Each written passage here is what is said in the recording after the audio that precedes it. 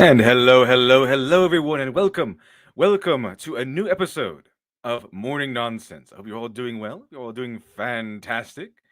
It's going to be great today, chat, because I think we found some more nonsense that's going on within the celebrity world. I think so. I think we have a few. I found a few episodes of Yellow Flash's show that I think we all will enjoy, especially because if you like Ricky Gervais, if you like him, well, if you don't know what I'm talking about with Ricky Gervais, don't worry. I pulled up the video where he made the world headlines, where he made famous. He made himself incredibly famous by bashing the spoiled celebrity culture over there in Hollywood. Last time he hosted the Golden Globes.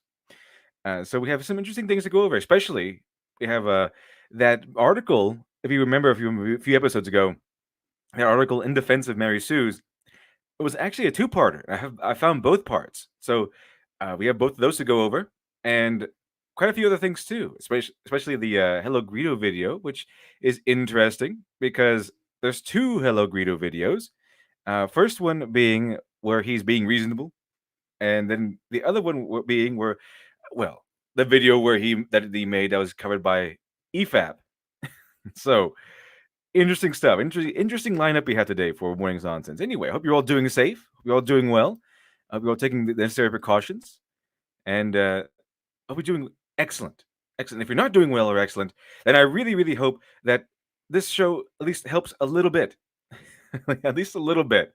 I'll do my best. I'll do my best. So, good morning. Good morning. Good morning. Morning. Hello. Hello. Good morning, chat. Welcome. Welcome. Welcome. Anyway,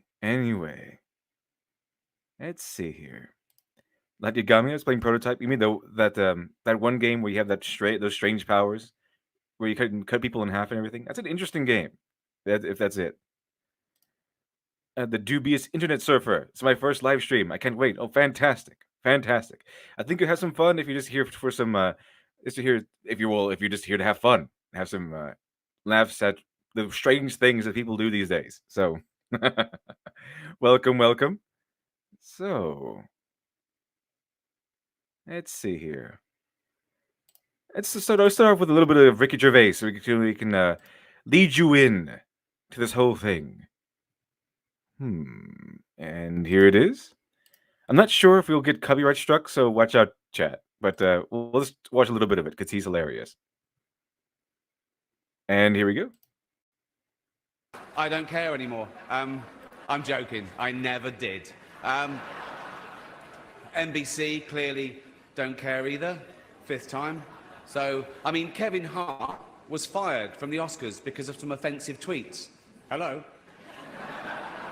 Lucky for me. If you're unfamiliar with this clip, if you're unfamiliar with this whole little routine that he did during the Golden Globes, he's basically walking up there as a celebrity himself and bashing all these other celebrities. It kind of, I guess he pulled the wool over their eyes for long enough. They're thinking that he's going to be this funny comedian just to introduce the Golden Globes. But because the celebrities have been insisting upon making every single award a political rant against half the country. Ricky Gervais decided to come up here and just throw it back in their faces. It was fantastic. It was really delicious, actually. But I just wanted to I just want to show this one as a reminder of who Ricky Gervais is, what he was doing, because Yellow Flash came out with a video where he highlights Ricky Gervais continuing his fight against these spoiled know nothing celebrities. And Yellow Flash gives some opinions also that are spot on, that I agree with. It's fantastic stuff. And we get to also see, as a bonus, how crazy these people are. So let's check it out. Let's check it out. The Hollywood foreign press can barely speak English, and they've no idea what Twitter is. So I got offered this gig by fax. So let's go out with a bang. Let's have a laugh at your expense, shall we? Remember. By the way, that was Robert De Niro in the audience. Robert De Niro has made a name for himself recently by saying, "I would punch Donald Trump in the face." That's what he says. And then when it turned out that Trump won the presidency, he goes, "Oh, I was out of line. I'm sorry about that. Come see my new movie." that was Robert De Niro. He goes, I'll punch Donald Trump in the face. I'll just punch him." And he got a press for that. Tried to be one of the celebrity voices to help Donald Trump lose the election. And then when Trump won, he says, "Oh well, I didn't mean that. I was just heated. I was just angry. Come see my new movie." And I said, "Well, sure, okay." And now you're lying with the subtlety of a bull in a china shop, Robert De Niro. And then after it was all clear, and people weren't going to go see his movie anyway, or whatever. He went right back to that. He walked back his walk back. It's pretty funny. He went right back to wanting to punch Donald Trump and banning him from his restaurants and stuff. The restaurants he probably never ate at in the first place. So this is to give you a little taste of what kind of celebrity culture he's barking out against, which made Ricky Gervais the hero of the everyman. You know, the hero that all these other celebrities claim to be. The hero that tells you how bad you are because you drive to work using a car. Well, they flew over there to a political lecture to lecture you politically and morally on their private jets. And employing lots of bodyguards and lots of people who use gas in cars and all that stuff too. So their very existence probably uses more gas in one day than you use all month, or maybe even 2 months. And he really lays into them for that. It's fantastic. Remember, they're just jokes. We're all going to die soon, and there's no sequel. So, yeah, remember that. But you all look lovely, all dolled up. You came here in your limos. I came here in a limo tonight, and the license plate was made by Felicity Huffman. So, shush. It's her daughter I feel sorry for, okay? That must be the most embarrassing thing that's ever happened to her. And her dad was in Wild Hogs. So, lots of big celebrities here tonight. I mean, legends, icons, yeah? At this table alone, Al Pacino, Robert De Niro. But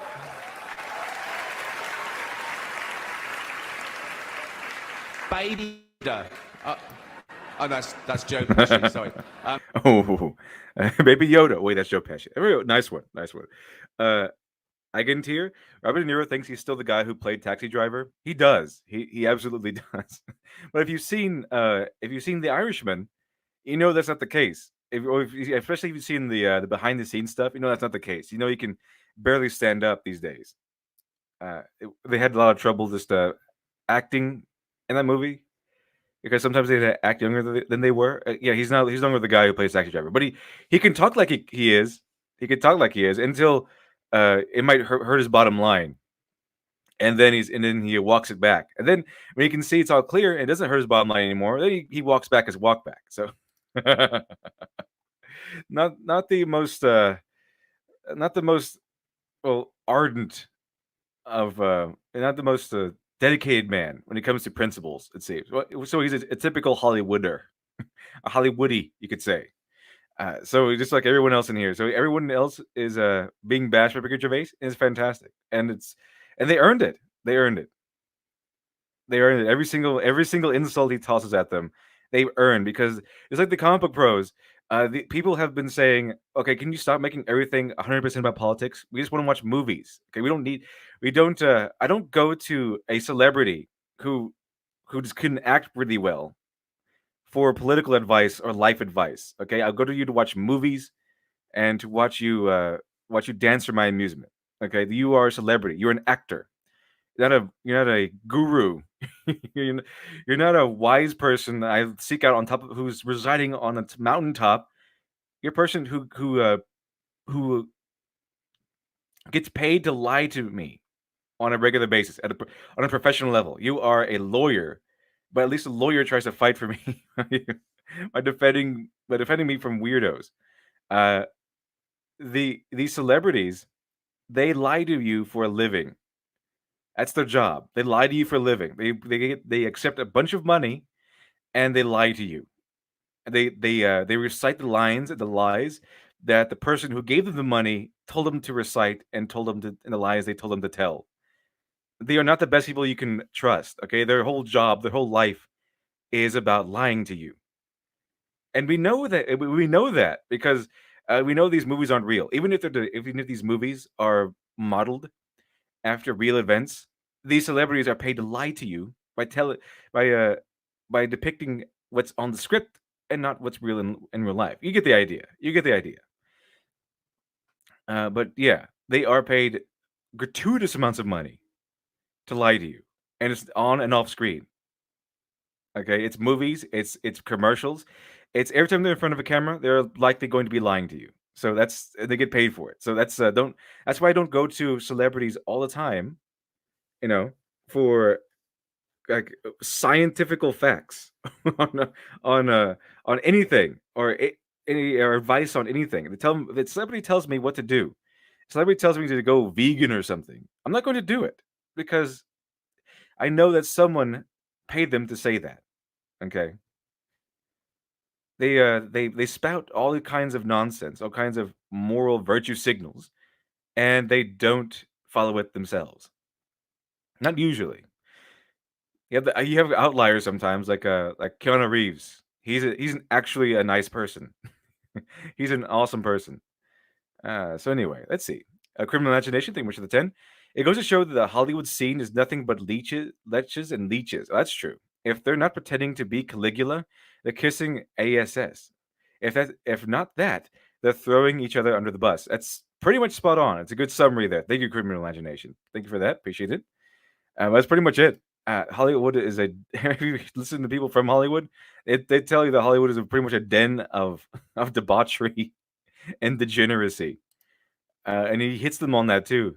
The whole Epstein didn't kill himself thing.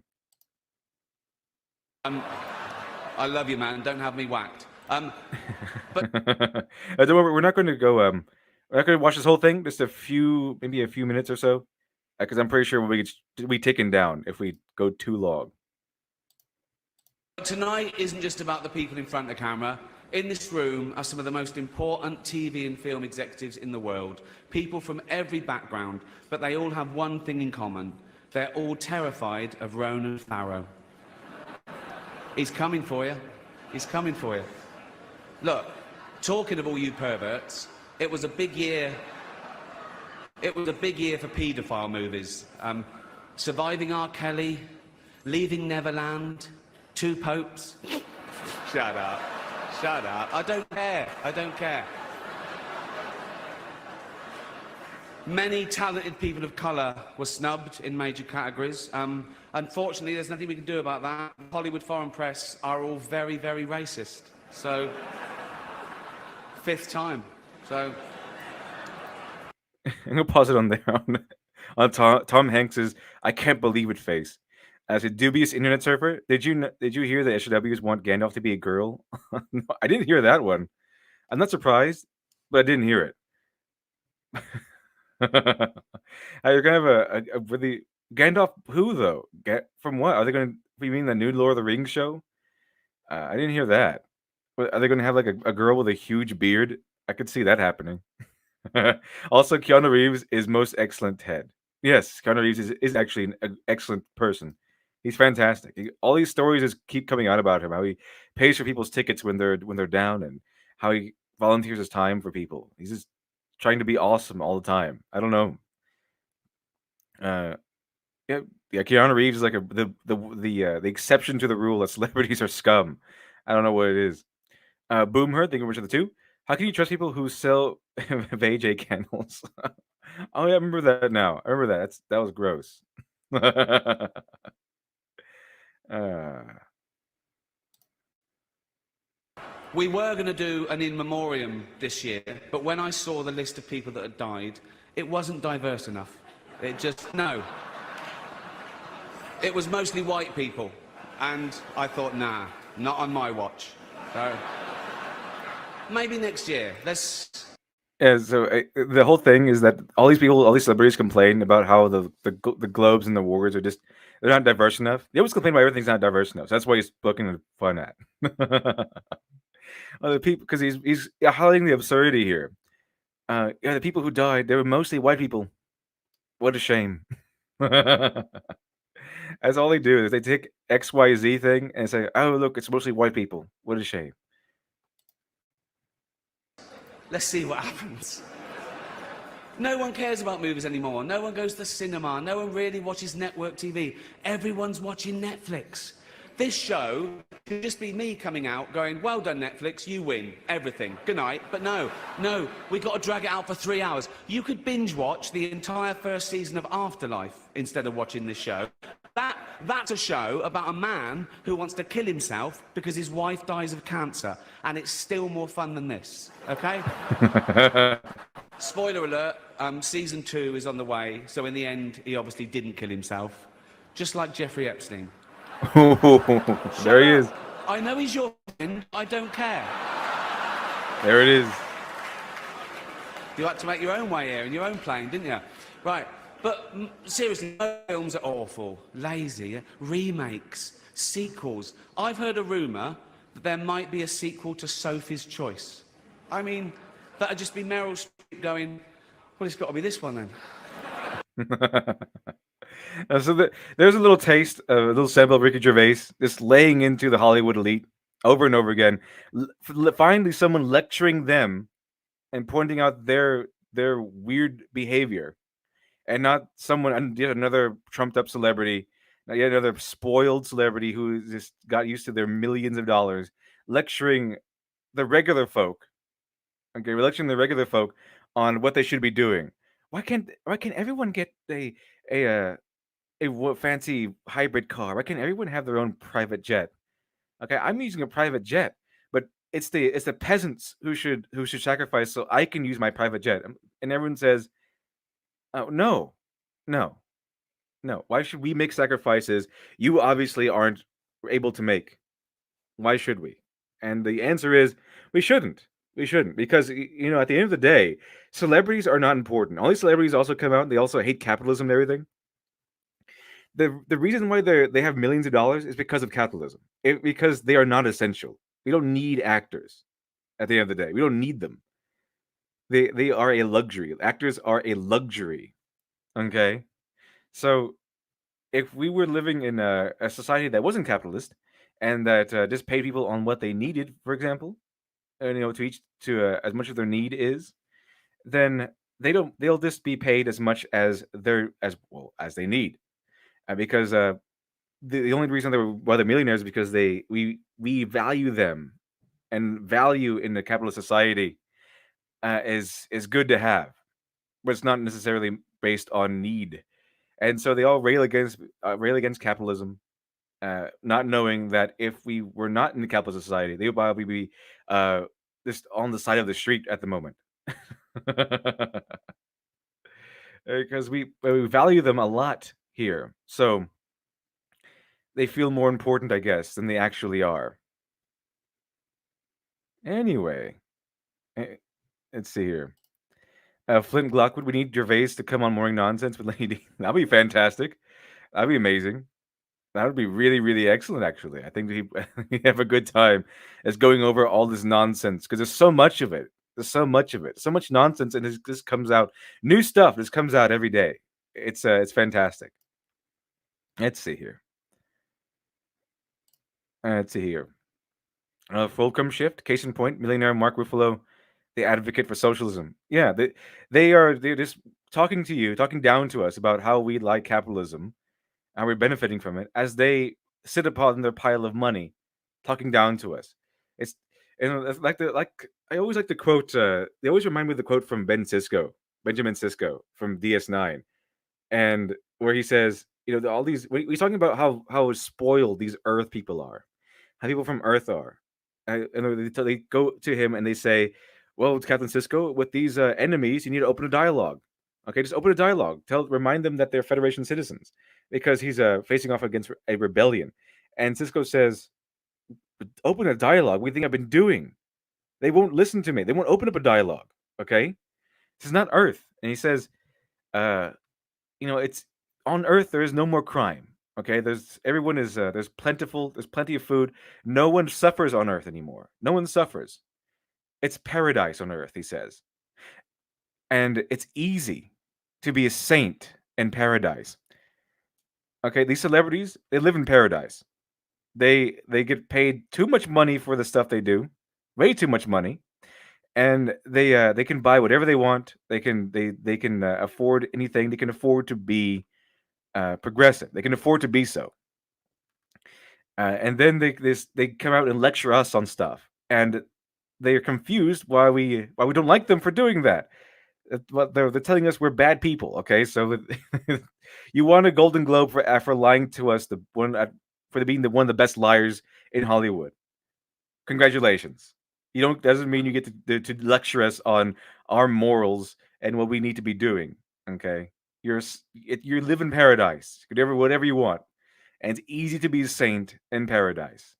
Okay? They are the modern day aristocrats. Anyway, let's go ahead and go to the Yellow Flash video. I think we will enjoy this one. This one, that's for this reason. Uh, this is the video of why I showed you Ricky Gervais, to give you like a reminder, or if you've never seen Ricky Gervais's Golden Globes speech, to give you just a taste of who he is and why this is relevant. Let's check it out. Is Yellow Flash? Make sure the audience has been shared. Fantastic. Okay, here we go, Chad. So if there's one thing that I want to say I do like out of everything going on right now, it's that celebrities are losing a lot of their value. Not that I think they had much value before. I think they're a bunch of court jesters. They are. Have you ever seen? There was this other video going around with that was being led, I think, by Gal Gadot, where a bunch of celebrities got together and sang "Imagination," and it was a huge backlash. A huge backlash of people just lambasting these celebrities for singing "Imagination" to us, because they're talking about how there's no more heaven. If you can put all things aside, again, it's the same mentality. They think it's easy. I think, well, they have everything, so it's easy for them to imagine if they had nothing. Okay, it's easy. But some people out here, they actually have nothing. It's easy for them to put things aside because they can go right back to it, and they have pretty much infinite money compared to everyone else. And they're just talking about how we should be thinking about what if there's no more heaven? What if there's no more stuff? Just be happy.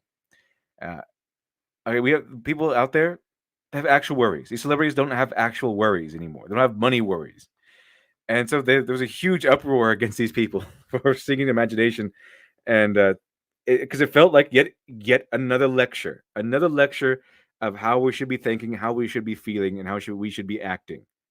Okay, and that's essentially it. And people, so I'm not talking about that specific moment exactly. What I'm talking about, my point is that these celebrities, the people in America, are obviously tired of these celebrities being up on their high horse. Okay, they need the people in America. They want to give them an ego check, and every time a celebrity has tried to come out and entertain people, so to speak, during this pandemic era, uh, they have been met with nothing but negative feedback, because we're tired of them lecturing us.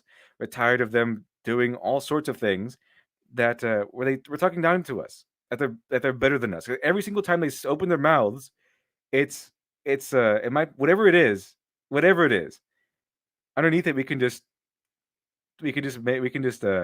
tell that they're really saying that they're better than us and they know better than us. So Yellow Flash is right here. I think from what we see, from what I've seen, celebrities are starting to lose their value, especially now. Especially now. They are supposed to be here to entertain us when they've been trying to spend the past at least decade trying to lecture us. I'm sick of it. A lot of people are sick of it. But one thing that's been nice is people are starting to see these clowns for the hacks that they really are. A bunch of babies, a bunch of cry babies, whiners, sitting there running around crying in their $1 million mansions while they're sitting by their luxurious pools. No one's got time for it. No one wants to hear it. And they've been getting a lot of backlash. Here's another one here. Drew Barrymore has cried every day trying to homeschool her kids because what's she usually doing? Running around in Hollywood, barely ever probably with her kids. But, now she's got to homeschool them. Uh-oh, woe is me. And they always do this. They always do this in times of crisis. They say, well, I've been crying, I've been suffering every day. And it's not real suffering. it's just suffering. It's like media suffering. It's suffering so that they can get the cameras on them. And so they're suffering so Drew Barrymore is suffering now that she has to actually spend time with her children. Like a normal person, poor Drew Barrymore. All your millions, and you have to spend time with you still have to spend time with your children. Let's see, Charles Bosserman. Celebrities are starting to lose their value because luxury items can't be afforded anymore. We're focusing more on the essentials instead of luxury items. Exactly. And as I mentioned before, actors are luxury items. When things are going well, we can spend money on celebrities. But during a time of pandemic, they are very much seeing that they are not essential to society. Okay, they are polished China dolls. Okay, they are nothing. They don't have value during a time when we need to be spending money on more important things, and on food, water, entertainment that you don't have to go outside for, things like that, books, Netflix, things like that. So they're seeing very clearly during this time that they are not important. They are not important. I wonder, and people are waking up to this stuff too. It's they're waking up to how the trek that they've been on, that they've been developing habits of this endless consumption, and they now that has been stopped, that they have been forced to stop their endless consumption, their mindless consumption. We were seeing more people kind of waking up to this whole celebrity phenomenon, that maybe celebrities aren't supposed to be listened to 100% of the time. Let's see, insult to the human race. It's easy for them to encourage staying home when they've got more money than some of us will earn in our lives and can afford not to work for several months. The rest of us, though, exactly. The rest of us are not in that position. Some of us have to work for a living, but these celebrities who have benefited greatly from capitalism, they don't. They don't. They are sitting comfortably in one of their mansions and living off of the millions and millions of dollars that they've earned by you spending money on them. Let's see here. Let's continue. Let's see. Punish Berserker. Thank you much for the 5. Appreciate that. We need celebrities we need celebrities when we have Dr. Alpha Miracle Child available on Indiegogo. We need celebrities. Exactly. Who needs celebrities when we have Dr. Alpha Miracle Child available on Indiegogo? That's very true. Thank you much, Berserker. Appreciate that. Punish Berserker. Appreciate that. And we have just crossed, by the way, we have crossed 38,000. We are 38,000, I think 185, something like that. And at 40,000, every backer gets an additional story added into the comic upon release. So everybody wins. Everybody wins. But right now we are at. I actually show it real quick. This to show you the good, excellent progress we've done, and it's a win for everybody. It's a win for everybody. Win for me. It's a win for you, because this is our win, chat. It's our win. This $38,185 is a spit in the face of celebrities like this. It is spit in the face of the mainstream media that has been lecturing us for years, that has been insulting us for years and thinking that they are our superiors for years. It's because they have popular properties. It's because they have their hands on popular properties. It's because their names are in papers. It's because they make millions of dollars playing in movies, playing pretend, acting, lying to us. They think that they're better than us. So they become lecturers instead of people doing their jobs. Okay, I don't need to know their opinion on global warming. Okay, I just need I just need to know whether or not they can do their job and acting well enough that I can believe that they're the people that they're pretending to be. So this 38,185. This is a win for all of us, Chad. It's a win for all of us, every single one of us, and it's a win for all of us. And it's a middle finger essentially to the face of mainstream media. And of course, when we get to 40,000 on Dr. Alpha, I'll be able to afford the extra short story, and everyone gets that. Every backer at every level gets that. And there's also on Dr. Alpha, there is something great coming along the way. I think a lot of people will enjoy, and we'll see where it goes. And I've been told that it's almost time. It's almost time to show it off, Chad. Not yet, but it's almost time. But it's something I think people will enjoy. Something people I think people will enjoy quite a bit. And say Dr. Crow, thanks for 499. Appreciate that. Why see a movie when I can read a comic book? Exactly, like like Dr. Alpha, which you can back on Indiegogo. The wrenches will gladly, Berserker. You took my joke. I appreciate that. I appreciate that. Punish Berserker, thanks for the 5. Not my fault. You're slow on the draw, Dr. Crow. Okay. Okay. Okay. But yes, this is it's a win for everyone, chat. It's a win for everyone. I'm able to create a comic that I'm passionate about, and you get a comic book created by someone who's passionate about the story behind it, and who is a person, of course, who is very very enthusiastic about continuing his education and comic book creation. So, Dr. Alpha, I created to the best of my ability, but the next one will probably be even better because I've been buying lots and lots of books on how to on tips and tricks and the process of comic book writing. So the next one will be even better. The next one will be even better. So anyway, thank you very much. Appreciate all your support, and let's continue with Ricky Gervais and Yellow Flash. One person that has no time or cares for these people is once again every man's celebrity, Ricky Gervais, as he bashes them again because they just won't shut up. And he says, I just don't want to hear it. So I just want to go over this because I enjoyed this. And I would. Those are the headlines I like to see. Someone bashing celebrities, throwing the nonsense they often throw at us right back in their faces. I like to see that. I can see that. I like hearing from the guy. So if you don't know what happened, he had a big Golden Globe speech where he just kind of slammed celebrities because they use their little platforms to talk politics, and no one cares. And he got up there and said, "Shut up, take your award, shut up, and get the hell off the stage." And he was totally right for doing it. And he's been bashing them ever since. I'm sure he's doing it for reasons, probably because he knows that it gets him press and people like it. But I like the opinion enough, so I'll go over it because I like seeing celebrity culture crash. I do. Because I'm sick of them giving political opinions when these people, all they did was sit in art classes or acting classes. Most of these people, if they even went to college, got theater degrees. Like, I don't give a damn what somebody that studied theater history. By the way, chat, one of Ricky Gervais's jokes is that it was essentially boiled down to, why should we listen to you? Most of you have less schooling than Greta Thunberg. So that's right on, that's spot on. So yeah, Yellow Flash is right. They don't a lot of these actors, they kind of they kind of forwent school to enter out the Hollywood elite circle, and they're lecturing us. These people who have majored in feminist dance theory, essentially, are lecturing us on all sorts of political stuff.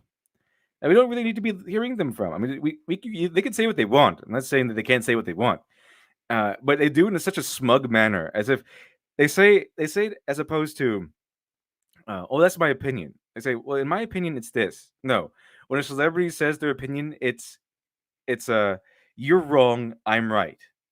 That's what it is. Okay, it's not just a push. They're not just coming from a place of strength, chat. It's not just, like I always say, coming from a place of strength when you do this stuff. It's not just that. It's they lecture you and they lecture you morally. So instead of saying, uh, it's this way, the political the way I view it, it's this way. Here's why. Here are my reasons.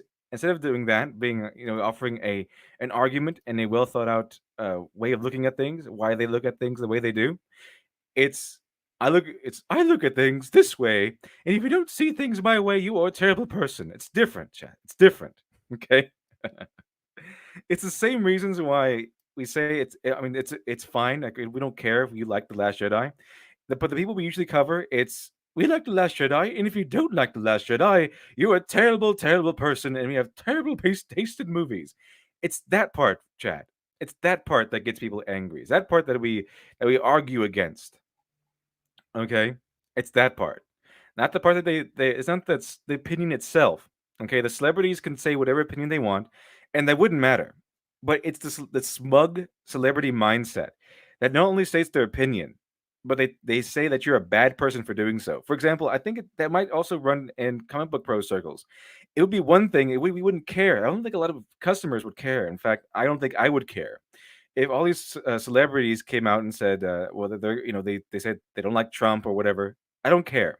It's the other side of that, chat. It's the other side of that that makes people upset. That makes them uh, really angry. It's not just stating their opinion or their political opinion or their opinion on some social issue going on right now. It's the other side. It's I believe in XYZ thing, and if you don't believe in XYZ thing, you're a terrible, terrible person. Okay, so we can. I'm pretty sure most people could take their opinion. 'Cause I don't care. I don't care that Robert De Niro does not agree with my politics. I don't care. I don't. Yeah, I think you can. I think I've made that clear on several occasions. I don't care if you disagree with my politics. It doesn't matter to me. Where the problem comes in is so these smug weirdos saying that they are better than us, that they know better than us, and that they are better people than us simply because they believe these politics. Okay, most people don't think that. I don't think. I don't think. Most people have the mindset, have the smug, egotistical mindset that because they think of something, and that because they have a certain view in a social issue or a political issue, that makes them a better person than their neighbor because they think differently than they do. That's that's uh that's the part that people tend to have trouble with. That's the part that makes the fans hate celebrities. It's the part that makes fans hate comic book pros in the first place. Not the opinion itself, but the toxic part of that. The part that says that they are better than us, that they know better than us, and that we are terrible people because they don't agree with their politics and their opinions on things. Let's see here. Let's see here. Queer Imagination, they went with 5. Barrymore's only crying because she now realizes how useless she is. So that's mean. That's mean. But you're probably right. You're probably right. Let's see. GBOF Sid, thank you very much for the 5. No message, but thank you very much for the 5. I'm not sure if you sent it by accident, so if you pop up in the chat, I'll look for it. Okay, I'll I'll uh I'll keep an eye out. Okay, just in case you did that on accident without a message. Let me see here.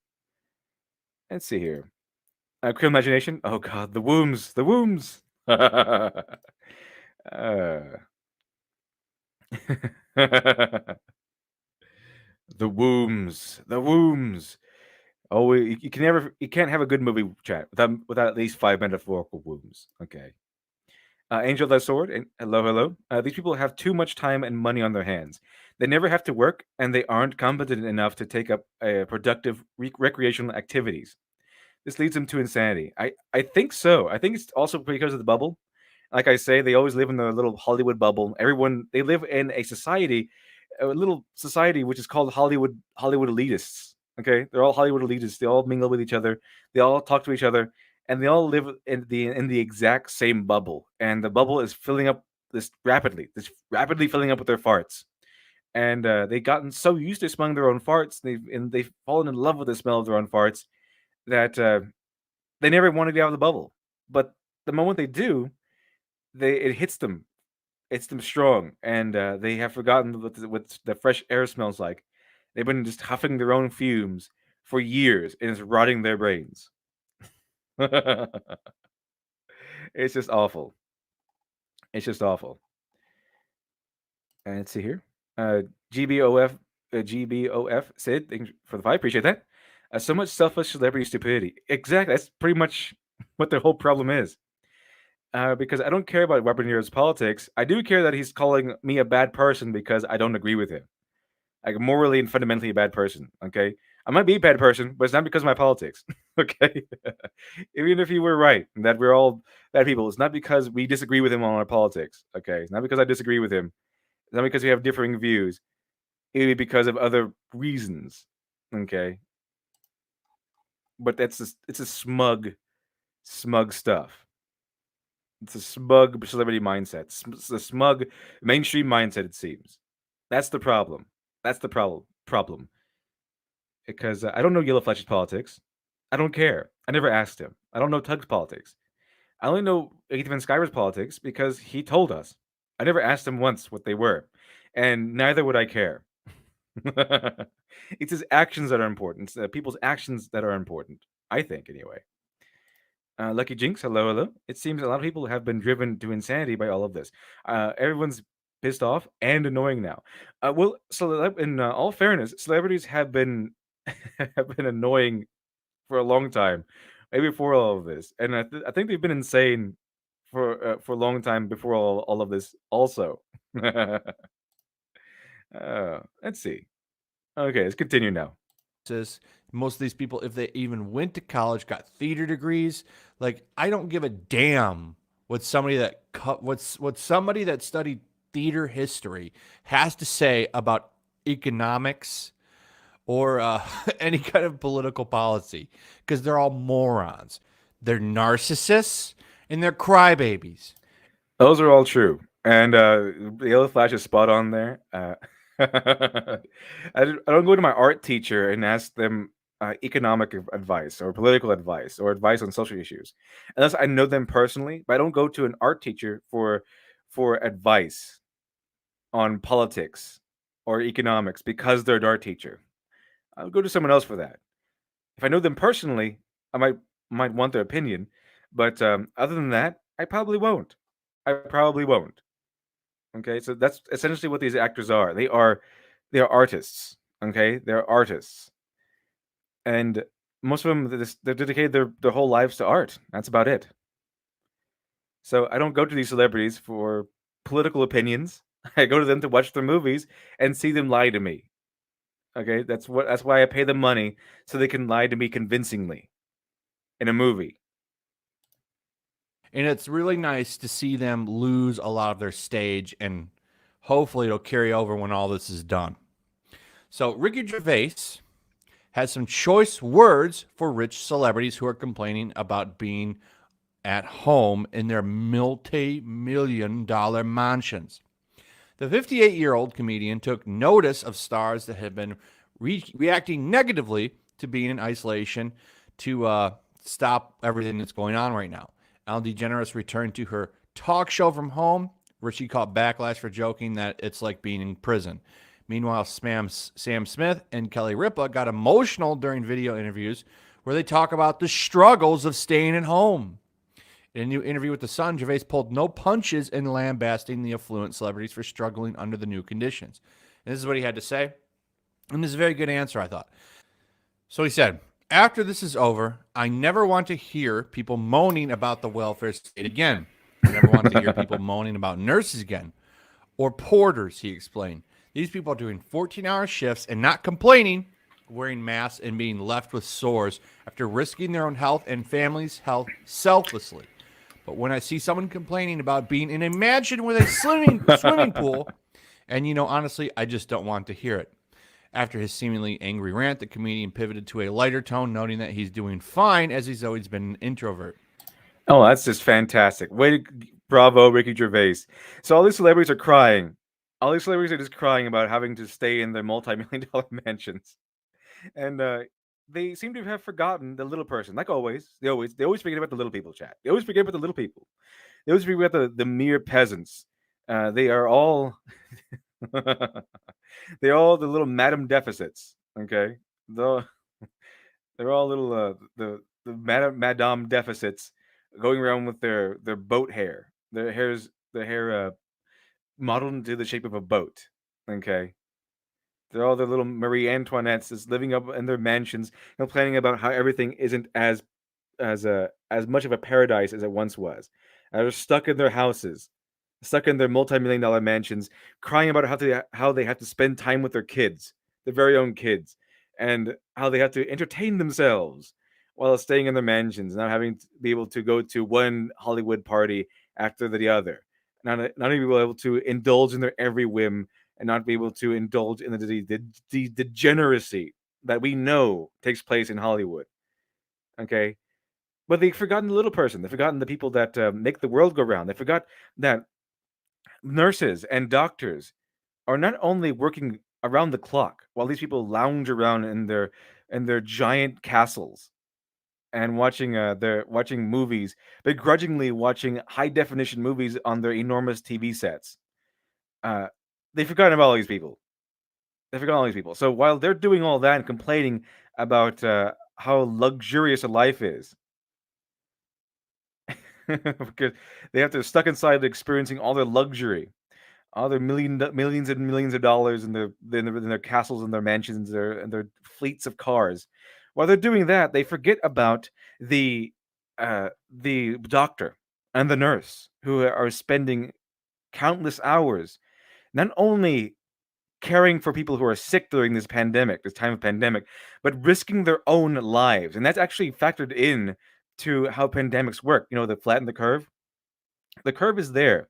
There are two curves. Okay, there are two curves, chat. There is a quick pandemic where it's a very steep curve where a lot of people die very quickly, and that's when people are not being they're not taking care of themselves, where they don't care about the pandemic and they don't take precautions. It's why it's called flattening the curve, because while the steep curve is a quicker pandemic, a lot more people are going to die, and it's factored in because the reason why so many people die in that scenario is because so many people go to these hospitals and en masse, and there's not enough room, and it gets worse and worse and worse because it's factored in that these nurses and doctors will get sick. It's inevitable that you work with the sick. There's a high risk of getting sick yourself. So this is happening to doctors and nurses. They're getting sick. They're risking their lives. They're risking their lives, chat. So they're doing 12-hour shifts. Maybe sometimes they're doing more, risking their lives day in and day out, while these celebrities lounge in their pools and mansions, crying on the internet and on Twitter, lecturing us on what we should be doing. And then, if that's not all, it's not just doctors and nurses. Although they're highly valuable, they are they're doing everything they can. But it's not just them, chat. It's also the grocery shop clerks, the people who check you out during at the grocery store. It's the people who are still working to help make the world go round, the policemen, the firemen. All these people are working, putting their lives on the line, not more so than usual. Collapsing policemen, firemen, they put their lives on the line every day as a normal routine. But now they're putting their lives every day by going out into the wilderness, going out into real life, as opposed to what these celebrities are doing, stepping out into the world, not only facing down dangerous crime and saving people from fires and other dangerous scenarios, but they're also interacting with people, which might get them sick, which could very well lead to their own deaths. It's these people are being forgotten by by these celebrities. These celebrities are making us are pretending, or maybe they're not even pretending but they're making us think they're crying out as if they're making the huge sacrifice of staying in the multi-million-dollar mansions, and that they're noble people for doing so. And I love that Ricky Gervais has hammered them on this. So he's just going, saying that your big sacrifice is staying in your giant mansion and staying time with your kids. What is sacrifice? My heart weeps for you. Let's see, Charles Bosserman, thank you very much for the 20. Appreciate that. From Jirolyn, you don't go to a doctor to be taught how to build a house, nor do you go to a scientist to learn how the stock market works. So why would we go to actors to learn how to live as a normal person? Exactly. Oh, that is spot on. Fantastic. Who was that? Jirolyn? Awesome. Very good. Very good. That is exactly right. I don't go to you go to the person who you think has the most knowledge on the subject you're inquiring about. And on how to be a normal person, I would not seek advice from a celebrity. Definitely not. Not one that's living in a multi-million dollar mansion. One of the multi-million dollar mansions, mind you. So thank you very much, Charles Balserman. Appreciate that. And thank you, Geraldine, for that insightful comment. It's exactly right. It's exactly right. Exactly. Insult to the Human Race, thank you much for the 10. It's the same one. So, but I'll read it anyway. From Geraldine, because it's worth, at the very least, it's worth reading again. From Girodine, we don't go to doctors to learn how to build houses, nor do we go to scientists to learn how the stock market works. So why should we go to actors to learn how to be normal people? Exactly. Why should we go to someone who's a saint who lives in a paradise on how to get out of how to turn away from sin, more or less, how to be better people. You go to gurus and people who think that they're gurus because they're rich and can afford to be quote unquote progressive or nice or whatever it is. So people can't afford it to be so. So people can't afford to eat healthy. Okay, it's just eating healthy is highly valued, and unfortunately, that makes it more expensive. Some people can't afford to do so. Okay, they can't do it. Alex Halo, thank you much for the 2. Appreciate that. Otakus, neat. Both doing just fine during lockdown. Yeah, I'm pretty sure they are. I think otakus are those people who really like anime, and I guess to spend time inside anyway all the time. And neats, I think, are different. I think that they're the not in education or not in education, employment, or training. That's it. That's it. See, I know some of these terms. So they're even worse. So at least otakus, I think, by the going by the term, I think they're just obsessed with things, but they might have a job. A neat is none of that. A neat doesn't have a job or in training, not in education or anything like that. So I think they're good right now. And Ricky Gervais is an introvert, so he's doing just fine. He wants to let us know he himself is doing just fine. The Doobie's internet surfer. Hot take: actors are just adults playing dress up and pretend while getting filmed. Exactly. They're just playing dress up and pretend and getting paid for it. They're getting paid to play pretend. Let's see here. Criminal Imagination, the Witcher 10. Appreciate that. Appreciate that. My conspiracy friend speculates that most celebrities who get the push are made to make a certain drug, are made to take a certain drug. I forgot the name of it, but we both think they're getting crazier because they can't get it right now. I actually, you know what? I think there's something about this culture. I have no idea the celebrity culture, and it's not even just Hollywood though. It's also like even in small groups when they all get together in the little bubble. Because the same thing happened with Nostalgia Critic and that guy with the glasses group, and the example I always go to is Linkara. Because Linkara he's the comic book reviewer for that guy with the glasses, but right now he's a male feminist, he's a far leftist person, all that stuff. Uh, he go he participates and he throws in with all the progressive whatever not progressive, not it's not because it's not progressive. I mean all the NPC talking points he throws in with them. He even came out with it against Vic Mignogna and sided with Arms Girl for a while.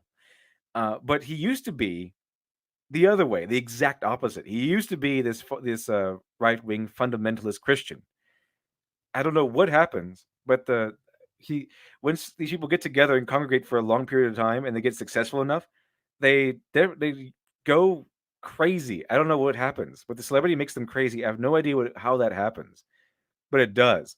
But unfortunately for people like Linkara and these other that guy with the glasses reviewers, they don't have the without due respect, they don't have the money that these Hollywood celebrities do, so they can't really afford to be this way. But they are anyway. It's interesting. It's an interesting development. Let's see. I don't know what actually happens. Hey, Criminal Imagination, thank you much for 2. Appreciate that. It's called Adrenochrome. Okay, I've heard about that in a recent article actually. Something about adrenochrome. I forgot what it was about, but I heard about adrenochrome from Fear and Loathing in Las Vegas. As Fear and Loathing in Las Vegas, where he takes adrenochrome and or Ralduke in the movie, and it's just Hunter S. Thompson. It's Hunter S. Thompson, chat. In real life, it's Hunter S. Thompson. He takes adrenochrome, and he goes insane over it. It's like a legendary drug. It's interesting stuff. Very interesting. Shiny FX, welcome to the chat, Shiny FX. Welcome, welcome. Don't mention Linkara. Don't give me a PTSD flashbacks. Shiny FX is a co-host of mine on the Smudcast. I think we covered Linkara once before. I think we did. Can't remember exactly right now, but I'm pretty sure we did. They all tend to, because I'm pretty sure we did. It was Linkara defending the Last Jedi, and they all tend to run together because they all tend to be the exact same, pretty much the exact same argument. I see a Punished Berserker. Thank you much for the 5. Appreciate that. Linkara should stick to what he knows. Fucking green M&Ms. Oh my goodness, chat. The things you say. Keep them coming though. I like it. I like all this. They deserve it, chat. They deserve it. If you side against Vic Mignogna, I mean, come on. If you defend Arms Girl, the person who invented the hashtag #KickVic, kicking a man who had no evidence against him, okay, and they wanted to ruin his life on accusation alone. No. You deserve at least a little bit of ridicule for that. Especially if you learn how good of a person Vic Mignogna actually is. Hex Harper, thank you much for the 5. Appreciate that. Welcome to the chat, by the way. Linkara was always a feminist at the very least. It came up a couple of times in his earlier work. I don't know about his political opinions. Were aside from that, yeah, exactly. So that's the best way to be when you're trying to create a creative work. Kind of when you're writing a story, when you're writing a comic, leave your political opinions outside of it. I mean, you're inevitably going to be inspired by your politics, but at the very least, you could not have a part in the story that turns to the camera and spouts your politics right to the faces of your audience. That's ideal, I think. That's ideal to me. Shiny FX, when we watched Linkara, I already hated his video from the voice in the intro. Well, yeah, I mean, people make fun of Linkara's voice. He has a very funny voice. I have to admit that. But also, I have to admit, I used to like Linkara. I used to like him. He's went a little crazy. He went a little crazy. But I used to like his videos because he's a very interesting person. Very interesting person. So I cannot just sit here and say that I never liked him or anything, but because I did. I liked him. He helped inspire a little bit of the Dr. Alpha universe. Just a little bit. Not Dr. Alpha, but the universe. The Dr. Alpha universe was made before Dr. Alpha existed. So it's a little bit. Yeah, I did a reading on he helped me inspire a story. His videos inspired me to create a story called Giant Stream of Little Things, which I did a live reading of. I have it currently unlisted, but I'll put it back up. I'm planning to reread it and make it more dramatized and more interesting. But yeah, I'll read it. I'll do it again and put it back up. Anyway, let's see here. I don't go out much anyway, and there's always too much booze in the house. It's always been the 6 p.m. watershed for as long as I remember. Obviously, I am looking at a watch, he joked. Jarvis explained that despite the fame, success, and money he's earned today, he remembers the humble beginnings that he came from, noting that he had no money growing up. I didn't have any until I was 40. He was especially grateful for his hardworking mother, who says made sure his family wanted for nothing except cash, which is I think something that a lot of people can relate to. Unlike celebrities who think, everyone is doing well. The biggest thing that's been exposed here is how out of touch they are with common people. Okay, they first off, most of them see you as a piece of trash, someone that's not even good enough to lick their boots. In all honesty, anyone that's followed comic book culture, and I've been covering these comic book roads for a long time, should know that. Because they look at you like a piece of filth. They regularly say, "Screw fans. We don't give a damn." They about sure you. do. If you don't like it, don't buy my book. Now, please, what can I do to? If you don't like my politics, don't buy my book. Let me see. Let's see what pops up here. If you don't like my politics, don't buy my book. If you don't like my politics, don't buy my book. Is it Angel that sword? What makes Keanu Reeves so fundamentally different from these nut jobs is his competency regarding his spending of time. He loves very specific things: motorcycles, stunt training, and helping people. Exactly. Bravo, Angel that sword. That's exactly true, and that's what I've seen from him. I haven't just heard about that. I've seen that from him. He actually exemplifies what he's trying to do instead of just, you know, telling us we should be doing. He doesn't even tell us what we should be doing. He just comes out and just says what he does. He leads by example instead of leading by lecture. So, so you're right, Angel Eye Sword. All these other celebrities, they come out and say, "Here's what you should be doing. You peasants should be doing A, B, and C." Now, excuse me, while after I'm done lecturing you on how to not drive cars and how you should be uh, leaving a smaller carbon footprint or whatever. I'm gonna get back in my private jet and fly to my next lecture. Instead of doing that, Keanu Reeves, he just does what he does, and people love him because he's not telling us what to do. He's showing us exactly. He's showing us what we should be doing. He's showing us the value of helping people and being kind to people. He's showing us, not telling us and then doing none of, and not following up on it. He's showing us, and he's not expecting us to follow in his footsteps. He's not expecting us to listen to him. He's just showing us he's being Keanu Reeves. That's all he's doing is being Keanu Reeves, and he's being far more. He's getting far more people who to listen to him, to look at him than his peers are, because he's not telling us what to do. He's showing us the way. He's showing us to be good to people. He's showing us to be excellent to people. He's showing us to be kind to people at under any opportunity to be kind. And he's not looking for press. He's not doing it for media.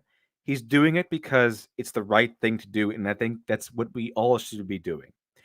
The right thing to do, and that's why people love him so much. He's not telling us to do the right thing. He's not coming out and saying, "Here's what you should be doing." It's his actions. That's what he's showing us. He's showing us his actions, and he's being infinitely more influential than any of his peers could ever be. And see, Lucky Jinx, a stupid giant, frameless glasses, and unnaturally colored hair/wig. I like that. I like it because I don't know what you're talking about. It's out of context. Chekhov's antlers. I love Lady D's SJW voice. I like it. I think it's accurate, Chet. I think it's accurate. Light Yagami, have you noticed that SJWs are cancerous, parasitic leeches that kills everything that they touch in the entertainment industry? Oh yes, I've taken notice. Oh yes, I have indeed, and it's exactly true, exactly right, exactly right. If you've seen what happens when celebrities get up on their high horses, that's exactly what happens. Shiny FX. If you haven't seen Ricky Gervais' Afterlife on Netflix, you should. We could always add it to the movie night watch list after Clone Wars. Oh, that's interesting. Yeah, Ricky Gervais is I think he's won the hearts of many people these days. He's the voice of the people. He's doing exactly what artists should be doing, going against the grain, being the social commentator. And being a social commentator means commentating on celebrities and throwing their nonsense right back into their faces. Fantastic stuff. Fantastic stuff. So bravo, Ricky Gervais. To get you to buy this book, it's no, if you don't like my politics, don't buy my book. Don't follow me on social media then. Don't come look at me. You don't have to. Okay? Like, people are following these people, because they want to see what they're doing, and then they're using their platforms to try to influence people. It's the wrong attitude to take. Because that's another thing the Yellow Flash has brought up. People don't like being manipulated. Okay, people don't like feeling manipulated. In fact, and I know for a fact that I don't like being manipulated. I don't like feeling like I'm being manipulated. Okay, or being forced into something. And unfortunately for these celebrities, this is America. America has there's a fundamental feeling in America of being rebellious. Okay, because America was built on rebellion. So when all these celebrities come out and tell us what we should be doing, the American instinct is to spit it right back in their faces, and that's especially goes for me. So when I hear I hear these celebrities tell us what to do, and I feel like they're trying to manipulate me, like with that song "Imagine." That's why so many people hate it, because it feels like they're trying to manipulate us. So when we hear that song "Imagine," it's we're feeling manipulated, and we do not like that, and we want to do the opposite. We want to lash out against these celebrities that they think that they are so sly and slick. They think that they're charming us. No, celebrities, you're not. We know we could see right through you. I love it. I love every single minute of seeing all these people just give these celebrities crap. Okay, I like it a lot because they deserve it. Because we do not like being told what to do. We do not like being lectured by hypocrites and people who regularly participate in Hollywood culture, I'll say. And we do not like being manipulated. It's just not going to work for them. Okay, they've gone so their egos have been bloated to such an extent. I think they're being clever, and they think that this just because that they are them, that they have the names like Gal Gadot, and they can just come on and just do a blatant stunt of manipulation to us, and we will just eat it up. That's why they want us to be consumers, by the way. Anyway, Zofrat, hey LD, I hope your Thursday will be wonderful. Well, thank you very much. Appreciate that. Welcome to the chat. Hope your Thursday is excellent also. Punish Berserker, thank you much for the 2. 2D Clone Wars, 3D Clone Wars. It's extra funny because the whole 2D girls versus 3D girls thing has popped up for some reason. because of anime, I think. But thank you very much, Punish Berserker. Appreciate that. Insult to the Human Race. Thank you much for the 5. From Nico Tioto. If you don't like my politics, buy my book. Buy all of my stuff, please. There's been instances where I bought a book because I didn't like the guy's politics. Okay, and believe it or not, there's some people out there like myself who like to indulge in someone who has a differing point of view. Okay, it's a so if it's not it shouldn't be if you don't like my politics, don't buy my book. I regularly read people who have differing opinions than I do. Okay, it's interesting, and especially if they make a good argument. They might not change my mind, but they help me see their point of view, and that's excellent. So yeah, I mean, it's don't. That's why that's such a dumb thing to say. If you don't like my politics, don't buy my book. Okay, that should be. You should be using it as a motivator, not a demotivator. Let's see here. Uh-oh. Okay, here we go. Hopefully we're still up. Are we still up, chat? Fantastic. Awesome. Okay. Just making sure we have enough internet gas to continue. But thank you for that, Insult to the Human Race. Appreciate that. Zofrat, hey chat, it's nice and sunny here, so I'm in a good mood. Oh, fantastic! I hope everyone is in a good mood now.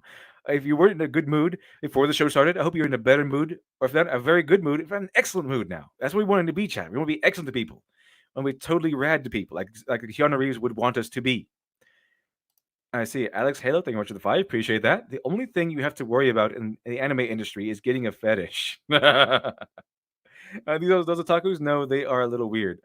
I think they do. I'm pretty sure they do. All these otakus, people who actually call themselves otakus, that's kind of the feeling I get from them.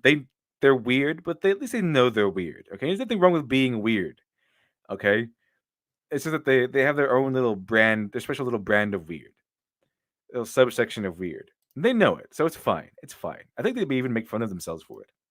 Adam Post, channel favorite Adam Post, welcome. Thank you very much for the 2. Adam Post, Liddy D. That's where it's all at. That's where it's. Thank you very much, Adam Post. Appreciate that. Look forward to having Adam Post again on in the future. Let's see. Punish Berserker, thank you very much for 2. Shiny hasty because I speak the truth. Well, I'll say this. At the moment, I am a huge fan of 2D Clone Wars, mainly because I find them excellent. I love Genndy Tartakovsky's style. I've been a huge fan of Genndy Tartakovsky for years. I'd say decades. Okay, decades. I've been a fan of his, and he did the 2D Clone Wars, so it's I have a weakness for Genndy Tartakovsky projects. And Angel of Thy Sword, thank you much for the $1.99. Please, for the love of God, buy my book. I buy lots of people's books. In fact, you know what? There's a person I got into a fight with on Twitter because we had a differing opinion on sci-fi. They said that sci-fi was always about being social justice. So sci-fi was always about being progressive. I of course disagreed. This is not true. So I disagreed. Sci-fi is not always about being. Sci-fi books are not about always about being progressive. It's especially true with you if you read the. I mean, the speculative, but not always progressive. You have a lot of things in there and speculative fiction that go the opposite of progressiveness. But guess what? She was an author, and I bought her book because I wanted to see how she wrote, and it might be interesting. So I bought her book. But even though we were sparring on Twitter, I bought her book because we had different, just because mainly because we had differing opinion, and I was interested in seeing what she had to say. And let's see here. Noble Commando. I don't agree with the ideas of Ghost in the Shell, but I hated the live action movie because it betrayed the themes of Ghost in the Shell, despite me agreeing more with the live action Ghost in the Shell. Yeah, because people like seeing things that respect the original, that they respect the source material. So even if they change it to fit my mentality, even if they change it to fit more of my politics, I wouldn't like it because you need to respect the source material. You have to. You just have to. It's necessary. Otherwise, you're disrespecting the source material, and that's as Sonic the Hedgehog would say, that's no good. Okay.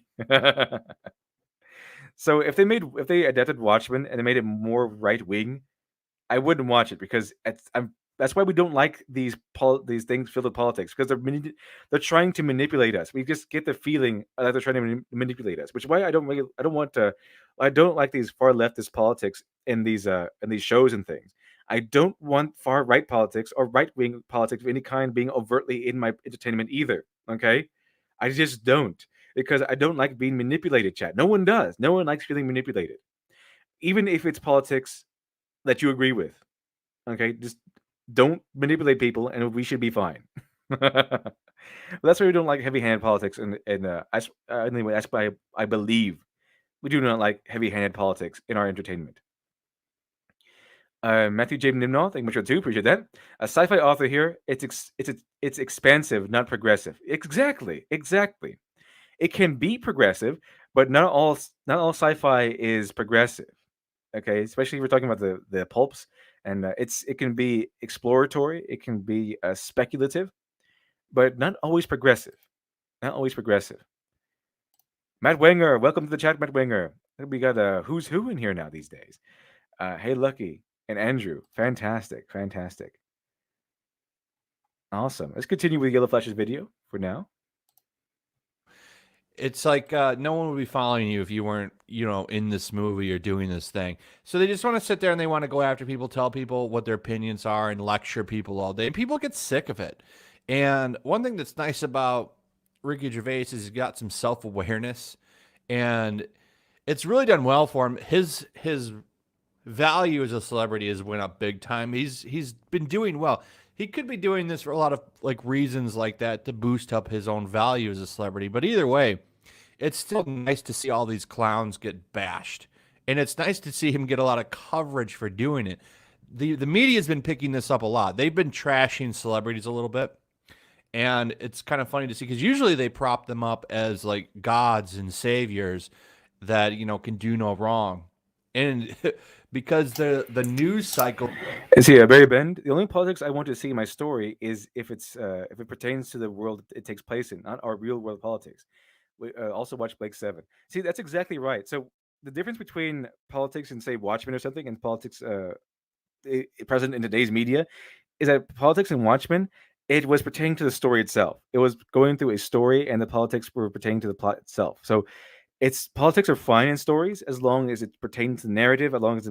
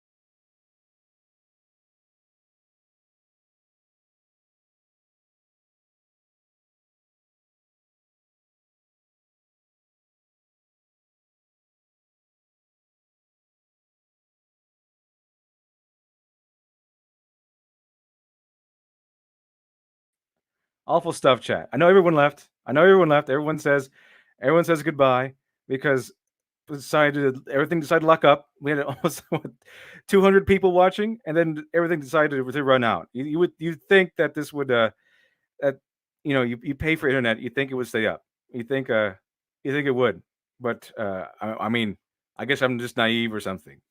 But thank you everyone for staying. Those of you who did, I appreciate that. But I'm back now.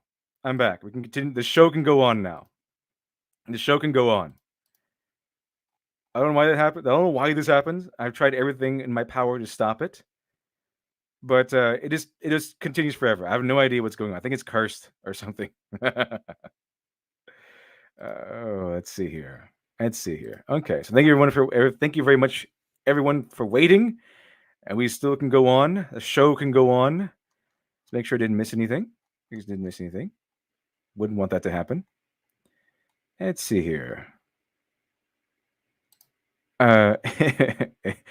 Emiliman Ace. For only $5 a day, you can provide the devil with enough internet gas to make it through a live stream. Won't you help? Yes, won't you help? Let's see here. Zofats, always stay for L-Dubs. Well, thank you. Appreciate that. Thank you very much.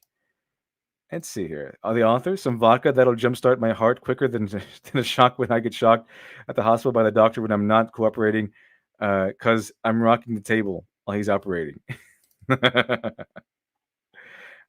people coming back, it seems. Awesome. Appreciate that. I'm thinking if I get my Trump bucks in, I might just get a new computer. I think that's what I'll do. Because I have no idea why this one just freezes up randomly. I've done everything in my power to fix it. It just keeps freezing up for some reason. But anyway, getting things back up, and of course the internet not only did my device shut down, but also the internet just shut down also. So it was a two for chat. It was computer locking up and then the internet not coming back up. So I don't know what's going on. So it was awful. This is terrible. Anyway. Let's see here. Let's go back to what we were doing before. And because not only did the internet not go up right away, when I said restore all the pages, it said okay, and then decided not to restore all the pages. So I lost everything that was supposed to be set up for today's show. Going on, everybody and let's go ahead, and I think we're right about here. And wait for it to catch up. Actually, you know what? Go ahead, stop sharing the screen. Usually helps it a lot. Okay. All right, let's continue then. Let's continue our adventure down this miserable road of nonsense. Jarvis explained that despite the fame, success, and money he's earned today, he remembers the humble beginnings that he came from, noting that he had no money growing up. I didn't have any until I was 40. He was especially grateful for his hardworking mother, who says made sure his family wanted for nothing except cash, which is I think something that a lot of people can relate to. Unlike celebrities, who think everyone is doing well. The biggest thing that's been exposed here is how out of touch they are with common people. Okay, they first off, most of them see you as a piece of trash. Someone that's not even good enough to lick their boots. Judging by what we've seen and heard from celebrities these days, that's absolutely true. They think that you are the unwashed, uneducated masses, and they are your saviors. That's the attitude they always put out these days. In all honesty, anyone that's followed comic book culture, and I've been covering these comic book roads for a long time, should know that. Because they look at you like a piece of filth. They regularly say, screw fans. We don't give a damn about you. If you don't like it, don't buy my book. Now, please, what can I do to get you to buy this book? It's no, if you don't like my politics, don't buy my book. Don't follow me on social media then. Don't come look at me. You don't have to. Okay. Yeah, that's the great arrogance of these people. So you could say that, if you don't like my politics, don't buy my book. It's the arrogance feeding in, chat. Because this is not the mindset of a business person. This is a mindset of an arrogant person. If you were really in the business of selling, Okay, you would say it wouldn't matter what the politics were. You would say, how can I get you to buy this stuff? How what in what way will I can I make my product valuable enough to you that you would purchase the item that I'm selling? But they become so bloated in their own arrogance that they're just swimming in their mansions and their piles and piles of money, and they think that they can just brush off customers. And this is terrible considering that this is not their money that they're squandering. It's usually comic book pros or celebrities representing someone else's project that is they've been hired on to represent. It's usually that part. Okay. That so when a comic book pro that's been hired by Marvel or DC or whatever, or Valiant, maybe even Valiant, it's one of these people saying, "If you don't like my politics, don't buy my book." But it's not their book. They're telling you not to buy. Yeah, they've written it. They've they've written the script. They've written the story. Maybe the artist on it too. Who knows? But at the very end of the day, it's not theirs. It's DC's. It's Marvel's. So when they say, "Don't buy my book," because this has happened when people when with these pros who work for Marvel and DC, when they say, "If you don't like my politics, you don't like the politics I put it in the book," which are, by the way, not the politics of Marvel specifically, but the politics of the author specifically. If they say, "Don't if you don't like the way I'm doing things, don't buy my book," you're not. It's like having an employee. It's like having an employee chase out customers from your store. They're paying customers. It's like in fact, it's even more than that. It's like having a new employee chase out customers who have been coming to your store for about 10 years or so. So long time, well established employees, you probably know their first name. They probably call you by your first name. It's like that. But you have a new teenage employee that you just hired on, and because he can't stop talking about his politics in the store, and the customers have said, "Please, can you stop talking about your politics?" Your teenage employee chases out all the all your customers, all your 10-plus-year-old customers, the customers you have had for over a decade. They've been chasing them out. That's not that's exactly what's going on here. So Marvel's been around for a long time. They've had fans who have spent decades, okay, decades investing into things, investing into their products and projects, and their new employees are the people chasing things away, chasing these customers away. Let's see here, Nico Taito, thank you for the fight, appreciate that. You should get the YouTube channel Phobos Media on stream sometime. He's been working on a comic book for about for a year now. It looks pretty cool. Well, that's interesting. I'll look into that and check it out. Thank you very much. Shiny of X, are there some of these ads show up and others don't? I said, if you want me to jump on, send me a link through Discord. You're offline. Oh yeah, I know I'm offline right now. I'll check it out. I'm getting online right now as we speak, in fact. Let's see here. So jump on for a little bit. Send that invite. There we go. Fantastic. And let's see here. Sir, this is a Walmart. Exactly. I don't know actors, so no idea who this is. Watch movies in years and don't care about actors, so don't know their names and looks. Let's see here. Hello, Shiny FX. Hello. Oh boy. Hello there. Hello there. Yeah, so going over this Ricky Gervais stuff. I see you're a fan of Ricky Gervais. Yeah, I've seen a couple of the things he's been in. I enjoy him. I think he's won the hearts of many of Americans through his willful and unapologetic bashing of these crybaby celebrities. Let's see here. So let's continue here. Let's see. Yeah, audio is being shared. Awesome. Like people are following these people, because they want to see what they're doing, and then they're using their platforms to try to influence people. It's the wrong attitude to take. It's like no one would be following you if you weren't. See, that's exactly what I just got done saying before my whole debacle with the internet and the device shutting down for whatever reason, like it always does. That's what just got done saying before that happened was that people don't like feeling manipulated.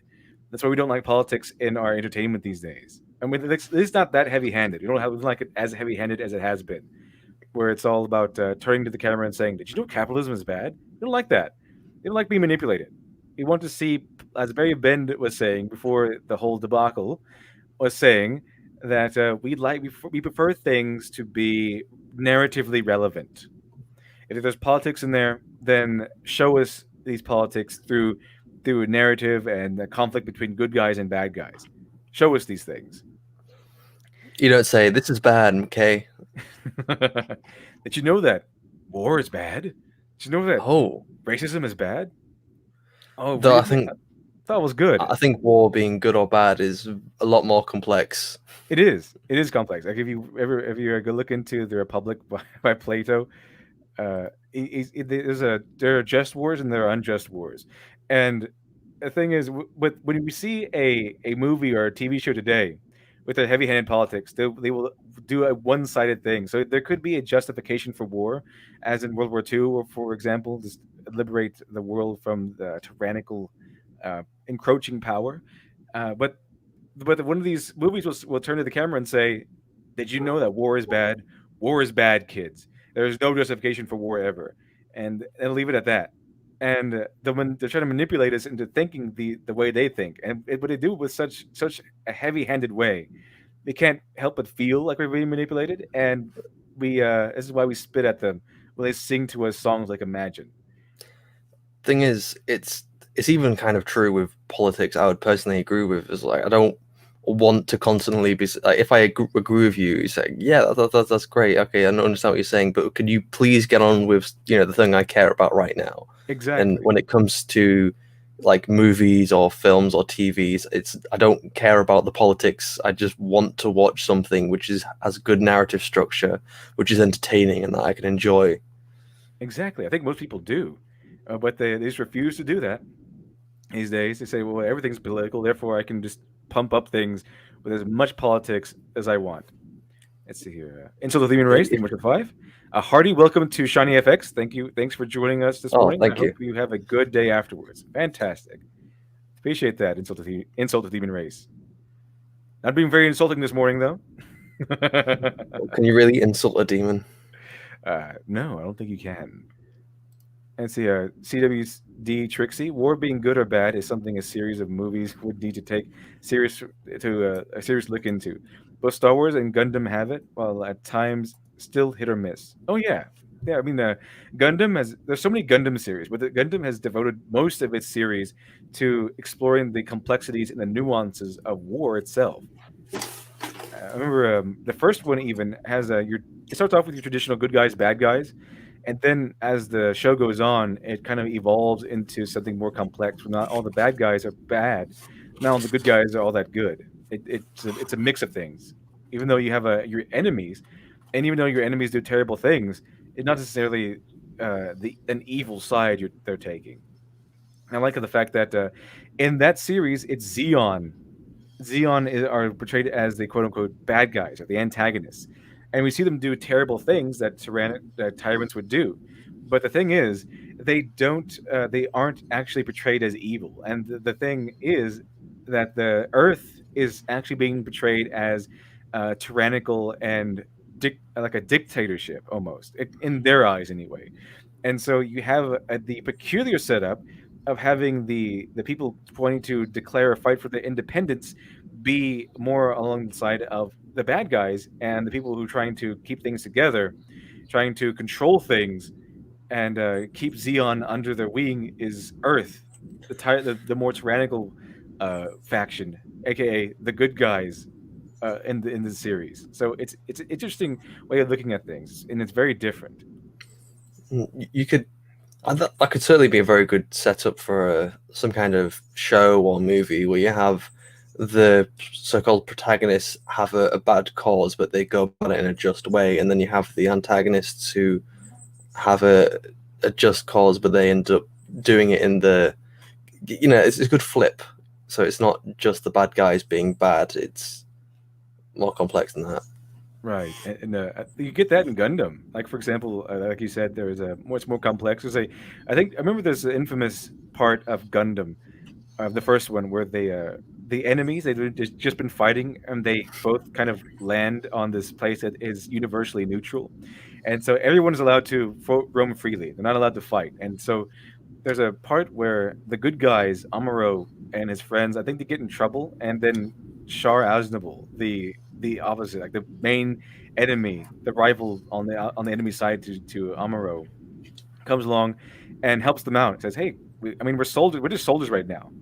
We're not enemies. We're not fighting. So if we're not fighting, then we're fellow soldiers in the same brotherhood." So we have an instance of the good guy being very standoffish and being very antagonistic towards the bad guys, and the bad guys coming in and offering a helping hand to the good guys, and it gives you a little nuance in there. Let's see here. The dubious internet surfer. People are saying every video game hero has to be trans because of Cloud and Joker. What's your take? Joker? Is Joker trans now? I didn't know that, but I know the ones about Final Fantasy and Cloud, or just because they show Cloud in a dress, they think that, oh look, they made him trans now. Well, what they really did was reveal that they are not actually fans of Final Fantasy VII, because if they were even remotely fans of Final Fantasy VII, they would know that no, that Cloud is not trans. That's just a section of the game that happens where where Cloud is trying to manipulate some mob boss or something like that by dressing up as a woman and being the quote unquote hottest selection of different women. Of course, you can fail that section if they kept that in there. You can fail it, and he chooses like Tifa instead or something. Hex Harper, thank you much for the 499. Best anti-war movie I've seen is Grave of the Fireflies. Oh, that one's excellent, actually. That was a that was a fun Christmas. You saw that? You saw that's a depressing movie. Not very good. Not very ideal Christmas movie, I would say. Not that ideal. DJM Voices, thank you much for the 10. Appreciate that. Are you implying that recontextualizing a failure resulting in the deaths of billions as a success because you release a domesticated animal isn't seamless blending of politics and narrative? Yeah. Because you release this, yeah, I think so too. I think that's not exactly what you want to be doing. Oh, I uh, don't know about you want to release these domesticated yeah. animals into the wild. Yeah, that's what you want to do. What was it? I think there was a really funny skit on Always Sunny in Philadelphia. They're trying to domesticate a rabbit, and say, well, the right thing to do is just let it back out into nature, and then it immediately gets Oh taken away no. by a hawk. It's fantastic. So yeah, you know what? You know what? There are animals that do well in the wilderness. Domesticated animals are not those kind of No. animals. Like even if you put a domesticated tiger in the wilderness, it's gonna get fucked. Yeah, it's just going to be destroyed immediately. They're not going to know how to do anything. So yeah, you're implying that Yeah. recontextualization of failure resulting in the deaths of millions as a success because you release a domesticated animal isn't seamlessly bending a politics narrative? No, I don't. I don't think so. I don't think so. Thank you very much. Appreciate that. Let's see, Zofrats. Be nice. Senpai attention is a strong drug. Let's see. Wait, are you purposely highlighting these comments, or is it? Yes. Oh, okay. I was wondering why only some came up and others didn't. Lucky Jinx, Senpai noticed. Thirst quenched. Fantastic. Glad to hear that. Awesome. Awesome. Awesome. Don't want to leave anybody thirsty. Okay, so let's continue with this Ricky Gervais stuff. He's just hammering it home every time. In this movie or doing this thing. So they just want to sit there and they want to go after people, tell people what their opinions are, and lecture people all day. And people get sick of it. And one thing that's nice about Ricky Gervais is he's got some self-awareness, and it's really done well for him. His value as a celebrity has went up big time. He's been doing well. He could be doing this for a lot of reasons like that to boost up his own value as a celebrity. But either way, it's still nice to see all these clowns get bashed. And it's nice to see him get a lot of coverage for doing it. The media's been picking this up a lot. They've been trashing celebrities a little bit. And it's kind of funny to see because usually they prop them up as gods and saviors that, can do no wrong. And You know what's also interesting, chat? I think I have this article pulled up. I hope I do. We're going to cover a couple more things, and one of the other things is that what, as Yellow Flash stated, even the media is getting tired of the celebrity nonsense. Even the media is starting to bash these celebrities. And guess what, chat? Even the shill media is reporting on the fall of the comic book industry. Even they can't hide it anymore. So the media is tired of trying to play damage control for these mainstream weirdos, and they're just done, and they're just starting to just actually just they're being the modern media is being pushed to such desperation. They're being pushed to such desperate ends, chat, that they're starting to tell the truth. It shows you how desperate times are. Where the media starts to tell you the truth, that's how you know they're desperate. Hex Harper, let's see here. To elaborate, Mom got it from the library a week prior. Figured I'd watch it to return it. Also bored after opening presents. Heard it was bad, but I gravely underestimated that. Yeah, it's not a bad movie. It's just really depressing. Well, we're sensitive to unhappy endings anyway. Let's see here. Because the news cycle is so slow right now, they've been turning on the like an eat your own situation, and it's been funny to watch. Anyway, continuing on. Men worked hard and women worked miracles, he told the outlet, because when my dad finished his work, that was his own time, but my mom didn't stop working. Women didn't stop working. Carers didn't stop working. All the women in my family were carers in some respect. So, continues on. This is hardly the first time that Gervais has used his platform as a celebrity to tear into fellow actors and actresses. In January, he hosted the Golden Globes for the 5th time and made no bones about criticizing the Hollywood elite at the event. He even called out the many stars in the room for their relationship with large corporations like Apple, Amazon, and Disney. That's a really good point, too. Celebrities are hypocrites. Big time. They'll sit there and lecture you, tell you, we gotta save the climate. And what they'll do is they'll go do a speech somewhere, and they'll take private jets there and back. Yeah, that's the big one. They're going to lecture you on how we need to sacrifice to save the climate, while they're just gallivanting around the world on the private jets. It's us, the simple plebeians, the peasants, who have to make these sacrifices, and sacrifice is not for the aristocrats. Okay, chat. Let's see. So here's a. Let's go to this one. I think we're done with that for now. Now that I have Shiny with me, we can go ahead and do this. We can go ahead and look at these articles. What is this going to be? Oh, it's In Defense of Mary Sue's. Oh no. Let's see. It's a two-parter, by the way. It's a two-parter. I started this a few episodes ago, but it was too long, so I just decided to save it for another day. Oh jeez. So, In Defense of Mary Sue's. We'll start from the beginning, just so we have a refresher. Anyone who knows me will tell you that I spend a lot of time thinking about Star Wars. Like a lot. It is a habit that has taken me to some very strange places on the internet. Star Wars is one of the most... Yeah? Okay, maybe for one, like I love Star Wars, but maybe not think about it that much. Yeah, I think all these people are really obsessed with Star Wars, and a little too much, and they need it to be good. They need it to be good. This person is literally going to defend Mary Sue's. That's how obsessed they are because of Rey. Because of Rey, people just literally lost their mind and their logic because of The Last Jedi. They cannot admit that it's just a terrible movie. It's okay to like bad movies. I like a lot of them. It's okay. You can like a bad movie, and it doesn't destroy your credibility. Okay. Like again, I like Shazam, even though it has a lot of problems. I like The League of Extraordinary Gentlemen, the movie, and the comic, but I also like the movie. The comic is actually pretty good. And let's see here. Star Wars is one of the most... I like Mass Effect 3, and it's got a lot of things going against it. Get out of here. I'm just kidding. So Star Wars is one of the most polarizing topics in internet discourse at the moment. But for some reason, I always find myself diving headfirst into it. And at times, you will come across someone who agrees with you that The Last Jedi is the only true great Star Wars film. See how obsessed they are? It needed to be good. but most times you'll be shot down because it's a terrible movie, and people will say most people will say, as you yourself say in this article, most of the time you'll be shot down because most people know it's a terrible, terrible movie.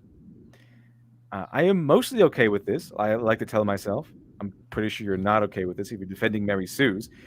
It is just a movie after all. Yes, it is just a movie. But vaguely, and the most the most generous of terms, it is technically a movie. It's like how The Rise of Skywalker is technically a movie, even though it's not really much of a narrative as it is a bunch of events and images strung together. I am mostly okay with this, but there is one thing that bothers me to no end, and that is people who bring up the term Mary Sue. This drives me insane. Describing a character as a Mary Sue is one of the most brain dead things a person can do in film criticism. This is not just because pointing out that the character is a Mary Sue is horribly lazy way of critiquing a story. It is because Mary Sues are actually needed in narrative fiction. Wait, needed. Yes. Okay. I paused here that's last time too. you. It's such an absurd thing to say.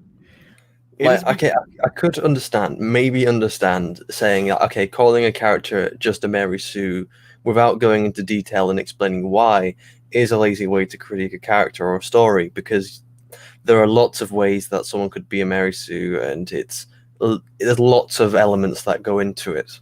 So you need to explain why, and even if you make if you make any claim in general about anything, you need to back it up and reference it and explain.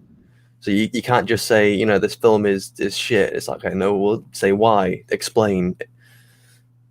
But to say they're needed, this is going to be an explanation. I say that Mary Sues are technically necessary, but not in their narrative. They're necessary for you to practice on. Because if you're a new writer, you will be creating you probably be creating Mary Sues. You probably will. But it's necessary because mistakes are necessary, and Mary Sues are mistakes. They are the products of bad writing. But mistakes are necessary for you to improve yourself. Okay, that's essentially what's going on. But are they necessary in narrative fiction? They absolutely are not. They are not necessary in anything that you are trying to sell to people. Anything that's considered professional level, no, they're not necessary. So I'm curious. I didn't finish this article. I'm curious to see where they go with this. And they go into all things Mary Sue, and then we have a second part that they wrote, which I think will also be interesting. Let's see, DJM Voices, thank you much for the 5. Pet peeve, don't put like a lot in your article. You're writing, not chatting at a coffee shop. You and I are on the same page, DJM Voices. You and I are on the same page. This is a written article. They probably shouldn't be Not using very conversational formal. lingo to do these things. Let's see here. Yeah, you should be writing an article in a formal format. You shouldn't really be writing it like you're talking to your mate. Yeah, it's Like, hey, what's up? but I think that's the only way they know how to write these days. Because that's the only way they know how to explain anything.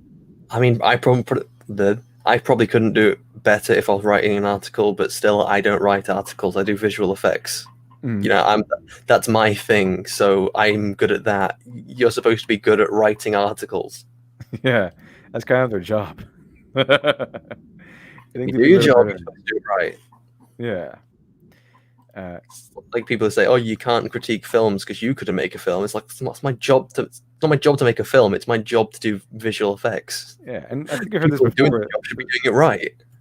Exactly. I think I heard this before. You don't need to be a chef to know that the food tastes bad.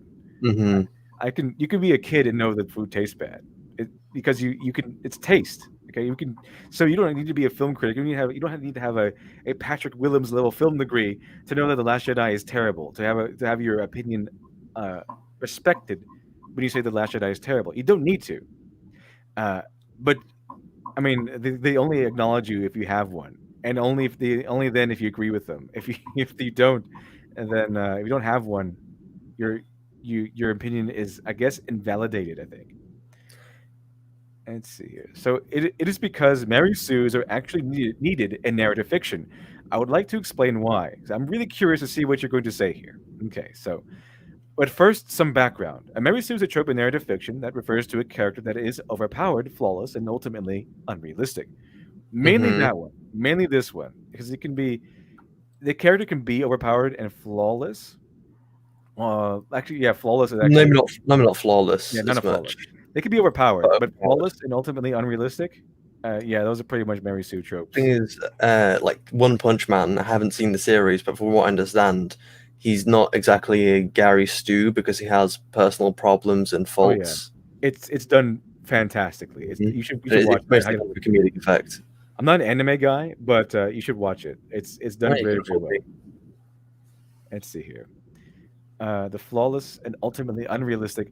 They are generally used to critique a story because it's hard to create a sympathetic character if they do not have flaws. We like characters to reflect something real, perhaps a struggle with that we ourselves are going through. It makes them feel like real, compelling people, and creates a story worth writing and experiencing. And we want them to be interesting people. We want them to suffer. We want them to see them suffer and overcome these obstacles, which is why flaws help.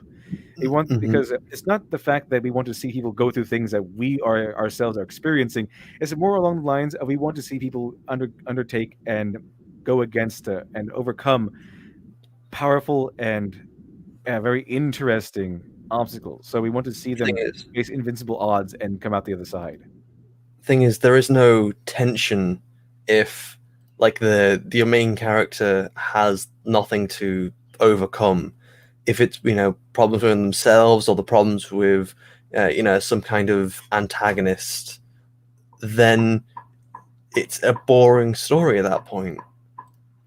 There needs to be something for the protagonist to overcome, Yeah, and if and if they they don't overcome have one, then you get like you get the Last Jedi. You get Rey and Captain Marvel. it, or the Force Awakens, for instance, just overcoming everything without ease or without struggling. Yeah, we want to hear heroes are heroes because they struggle, they continue struggling, and they overcome these impossible odds. Luke Skywalker was a hero of the galaxy because he had to encounter seemingly the impossible task of destroying an overwhelming and tyrannical empire, but he did it. And he lost. He also lost, Yeah, he and lost. he did help. He lost several times. Yeah, he failed. He got his hand chopped off, but eventually he overcame it and succeeded. He suffered for his progress, but he progressed nonetheless. If Rey was in Empire Strikes Back, Vader would have tried to cut off her hand, and she would have just gone, "No, you," and just cut off his. if she So, were like, it probably if would she have were been to if Ray were the main character in the original trilogy, there would be no trilogy. It'd just be a New Hope, and that's it. in A New Hope, like comes to the bar scene, it's like, "I don't like you. He doesn't like you either." It's all of a sudden, she just does it. Like Obi-Wan comes over, it's like, "No, no, I can handle this myself. Don't hold my hand," and just Yeah. stabs them both. I don't need no man. And during that scene where Obi Wan fights Darth Vader, Darth Vader kills Obi Wan. Ray would have just jumped over the chasm that separates them, Mhm. gets Obi Wan's lightsaber, and then kills Darth Vader. I'm pretty sure that's what would happen. No force training, no lightsaber training, like except at the point. Well, Because she Luke would could see have it. gone around it. I think it was more just due to the fact that there was stormtroopers in the way, and Yeah, but going around it would lightsaber be so fights. mundane. Ray would obviously jump over it because she can do that. She can just jump True, with no 800 training. with no training. And then she would face Darth Vader and she would cut his head off. And then they would blow up the Death Star on their Oh, way out. it's like when Obi-Wan came to save Luke after he got beaten up by the Sand People. Like, just instead of the Sand People beating up Luke, Ray would have just gone, look, fuck you all. And it was like, oh, well, you didn't need my help. Oh. Yeah, if Ray got attacked by the Sand People, Ray would have got hit on the back and been really annoyed and then just like slapped him into oblivion or something. It would just Angel to the Human Race, thank you much for the 20. From Angel Visor. These people seem to be deliberately mistaking Mary Sue to mean competent female character for the purpose of compressing our argument to its most easily dismissible form. Yeah, that's exactly what they do. That's why they always say, "Oh, you just hate women." I still get even on the video I did that goes into detail explaining exactly why we think that Ray is a Mary Sue. They say, "Well, you just hate women." I still get that. I still get that. So 30 minutes of me going into extreme detail and going into comparisons. No, you just hate women. But yeah, that's what they do because they can't. Because in order to argue in good faith, they have to acknowledge all the points, and if they acknowledge all the points, then they have no argument. So they have to condense it down into when these people say Mary Sue, they really mean competent woman. That's not what we mean, and they know it, but they can't argue against it if they argue against it in that manner. So again, spot on. Thank you very much. Appreciate that. Rocket Insano, thanks for $1.99. Sorry I'm late.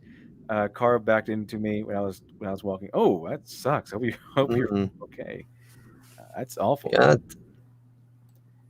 I see, but it seems like you're Well, okay. when cars are reversing, they're not going that fast, so hopefully he's okay. Yeah, send a super chat. So I guess I'm assuming you're okay. I hope you're not sending a super chat from the hospital or anything. Let's see here. Probably could have used the money himself. He's at the hospital. See, Jason Ruffalo. I'd say Saitama isn't a Mary Sue either. He's a Deus Ex Machina, the embodiment of the story's successful resolution. It isn't whether Saitama will win; it's how much damage is caused before he gets there. Yeah, that's actually one of the things that they explore, especially with the Fish King or the Sea King narrative, where he destroys a bunch of heroes and almost kills a room like a dome full of people because Saitama can't get there in time. So it is really interesting with all the things they do with One Punch Man. And it's not due to his power level that drives the narrative. It's due to the things around him, the world around him, and how the world reacts to him. Let's see, CWD Trixie, just like Hello Greedo, they don't care about the detail or even substance. It's all about how you feel. It's only the fifis that matter. Yeah, why think you can feel? Let's see here. I don't think Hello Greedo ever thought.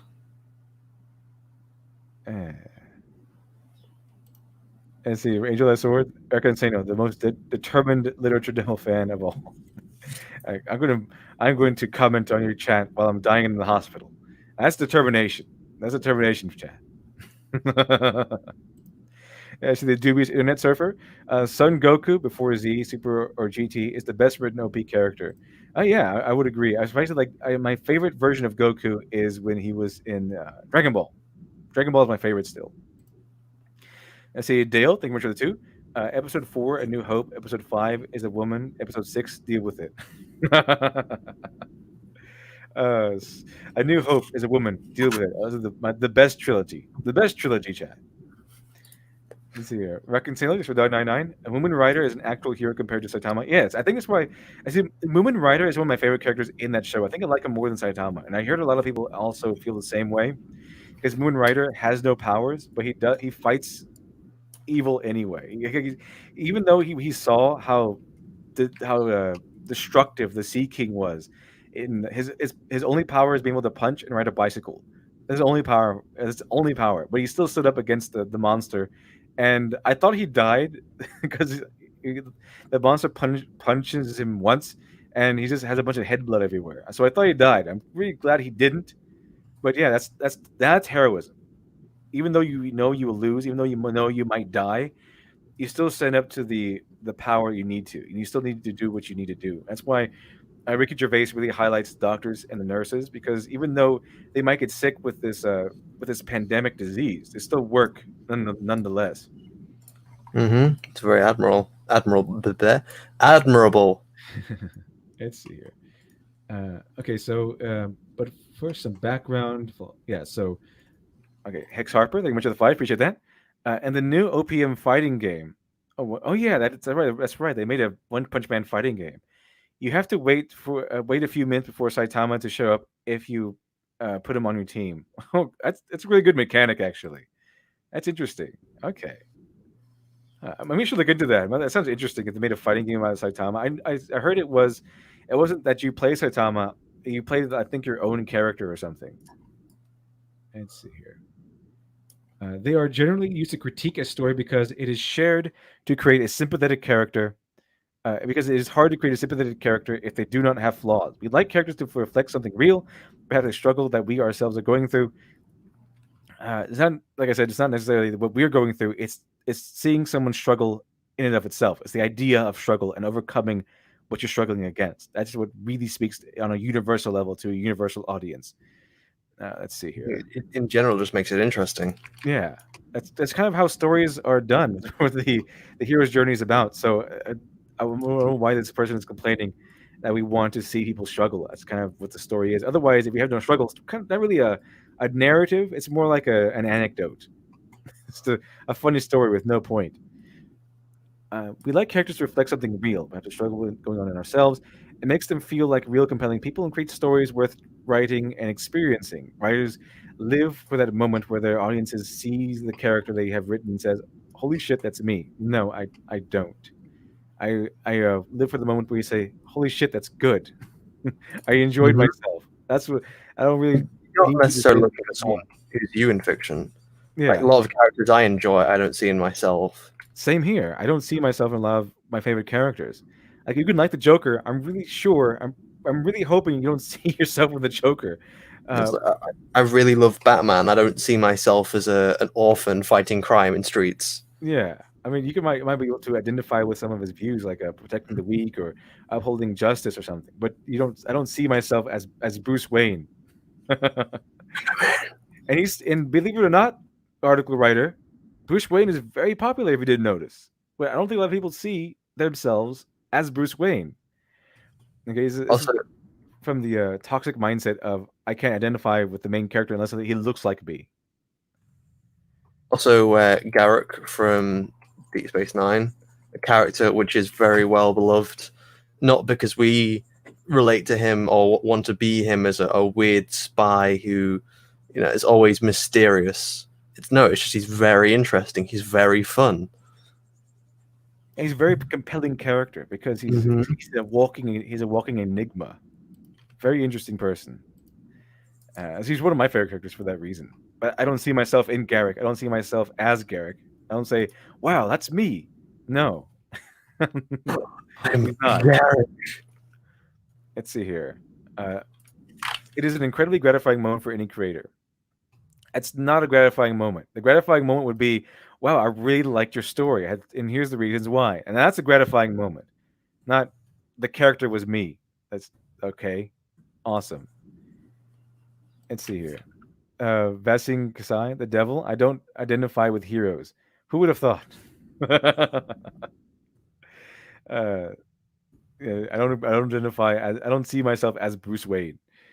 Storytelling is powerful because it can show us how to live our lives and approach the many problems of existence in ways that feel manageable. It can help us feel important, or it can humble us. It can leave us. It can leave you optimistic or in despair. The point is, good storytelling captures something real. This is true. So if the characters in a story don't reflect that level of realism, then how can it be a good story? So invoking the trope of Mary Sue is a neat way to point out the lack of realism and relatability in the story. Only the way people seem to be using Mary Sue is misguided. Okay. Before, when I defined Mary Sue as a trope in narrative fiction, I lied.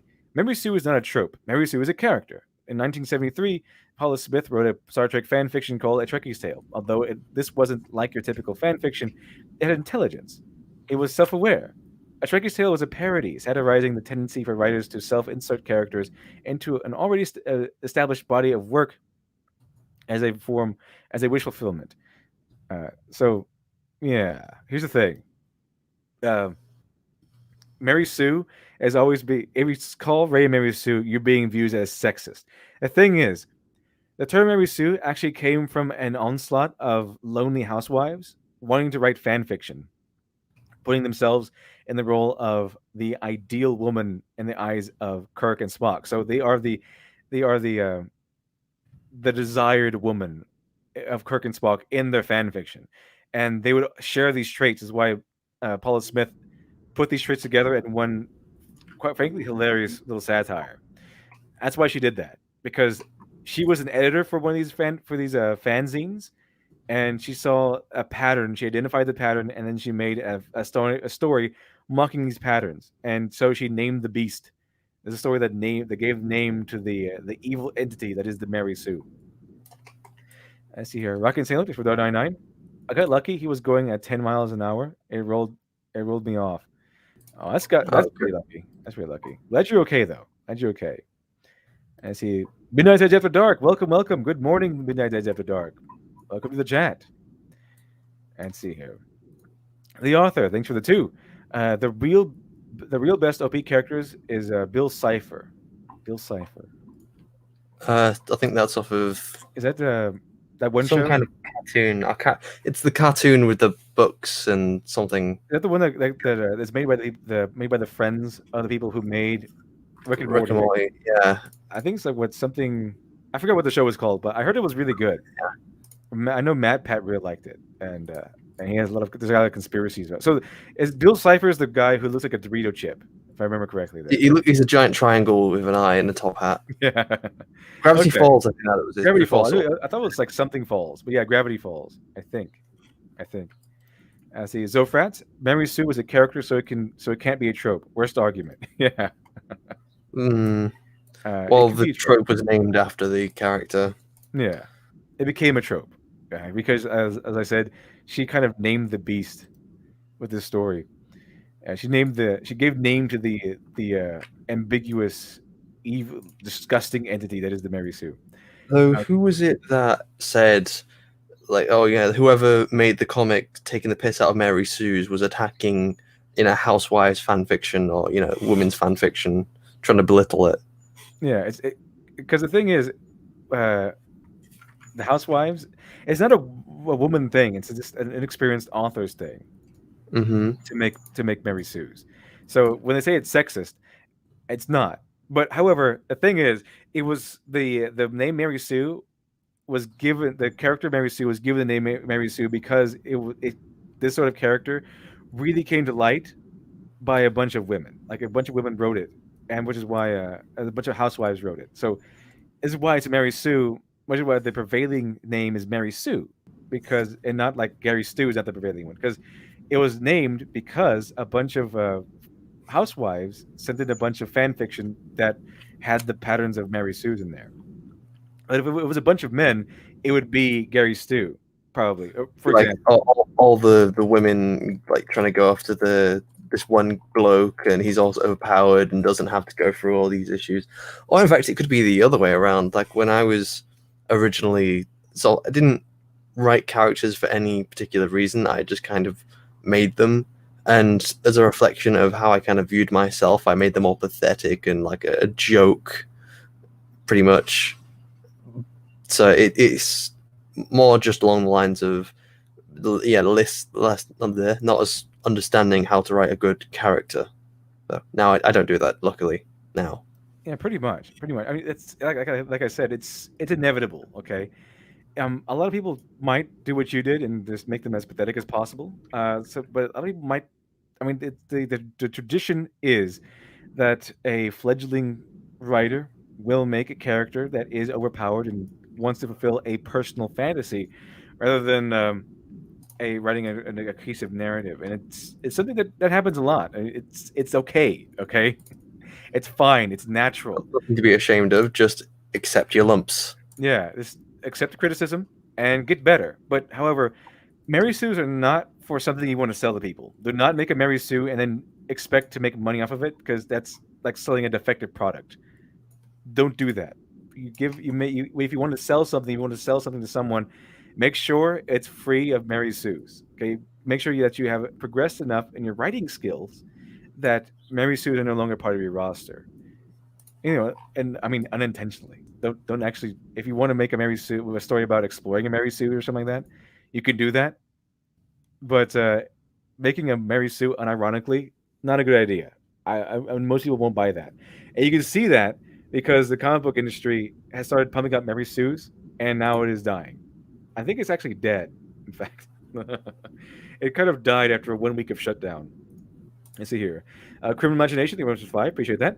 There's not many anime protagonists I could see myself as. Quite a few who I'd rather replace since they make really dumb decisions. They tend to do make really dumb decisions, don't they? But you're correct. I do have a lot of from the anime I've seen. I do have a lot of favorite protagonists, but I don't see myself as them.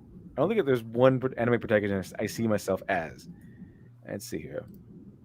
Rocket and Sailor for $1.99. Appreciate that. You are describing a harem anime like Tenchi Muyo. Tenchi Muyo I've actually seen. It's one of the 2 harem anime I've actually seen. I really like Tenchi Muyo. Let's see here. It was on Toonami way back when. Let's see. It was a self-aware Trekkie's Tale was a parody satirizing the tendency for writers of self-insert characters into already established bodies of work to form wish fulfillment. And to be honest, who can blame them? Works of fan fiction do not necessarily need to stand on their own as a good story. They are often written simply for fun as a way for fans to establish property to take complete control of narratives and characters and tell the story they want to tell. They want to. There is simply no need to concern yourself with rules when you are not writing. This is the word that didn't make sense. There is simply no need to concern yourself for rules when you are writing, not for yourself.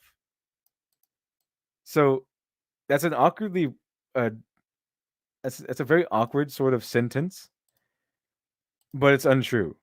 It's untrue. Okay.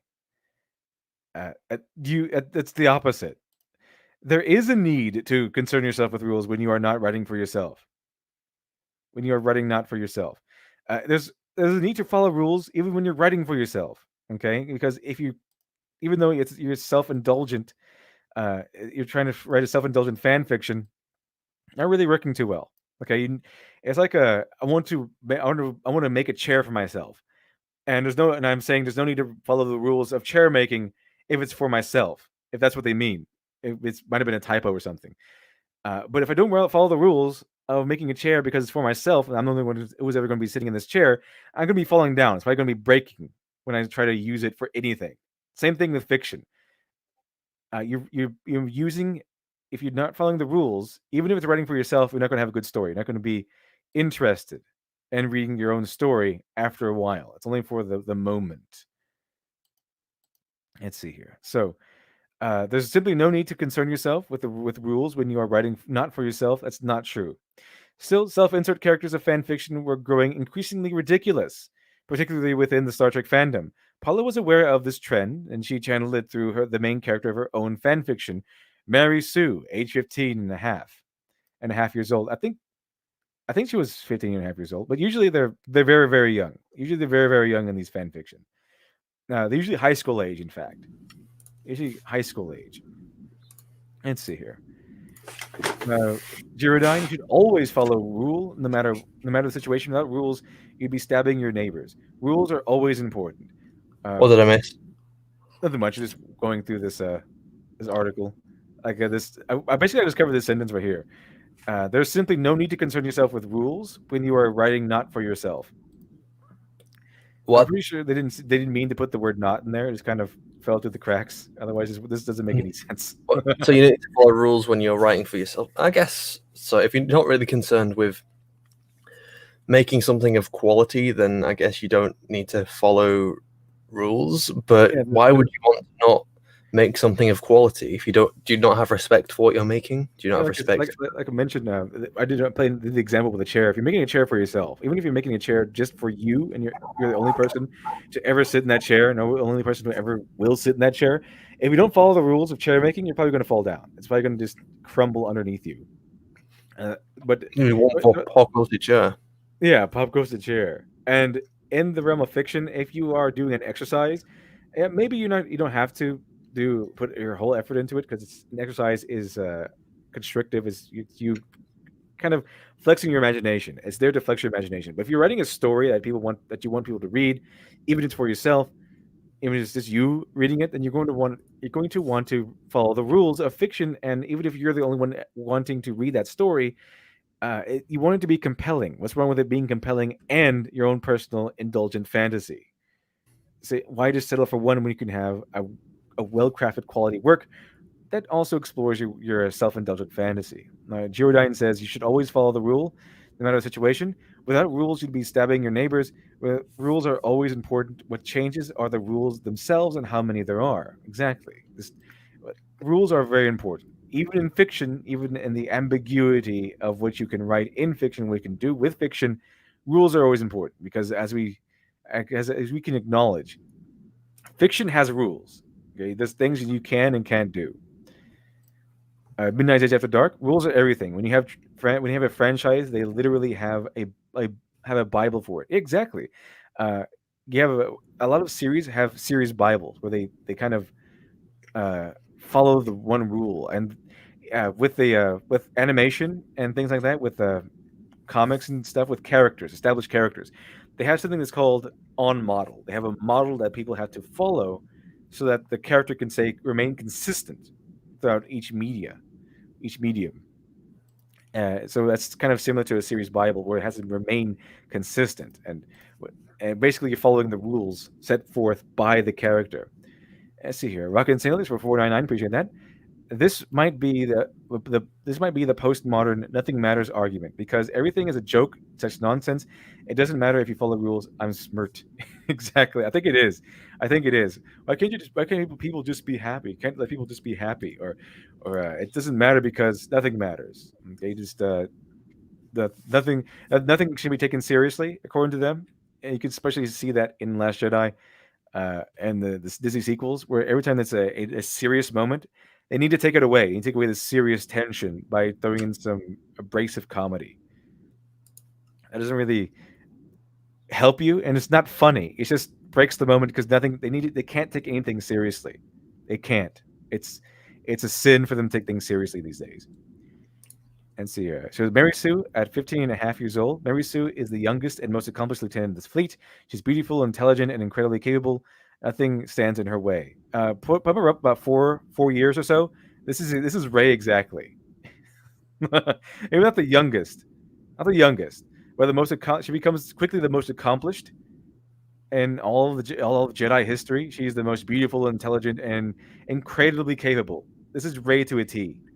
And nothing stands in her way, not even the Emperor's Force Lightning. I mean, the Emperor's Force Lightning that previously had taken down an entire fleet could stand up to Rey. So, Lightning versus fleet, Lightning wins. Same Lightning versus Rey, Rey wins. So there you go. There you have it. Paula made her point. Her little Star Trek fan fiction was funny, earning Mary Sue a permanent place in the lingo of the fan fiction community. It would remain for some time. It's if someone ever read a fan fiction that seemed dangerously close to this trend, people might point it out. A somewhat tongue-in-cheek tool used to guide hobbyists, writers, in their own niche little corner of the world. All was well until the internet came and well, messed everything up, we'll say. It is possible to talk about movies today without it is impossible to talk about movies today without bringing up Disney Star Wars. Hmm. Yeah, I wonder why.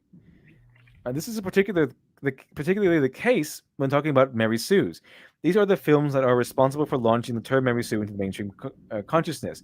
I wonder why. Not that Disney Star Wars haters were the first adopters of Mary Sueism.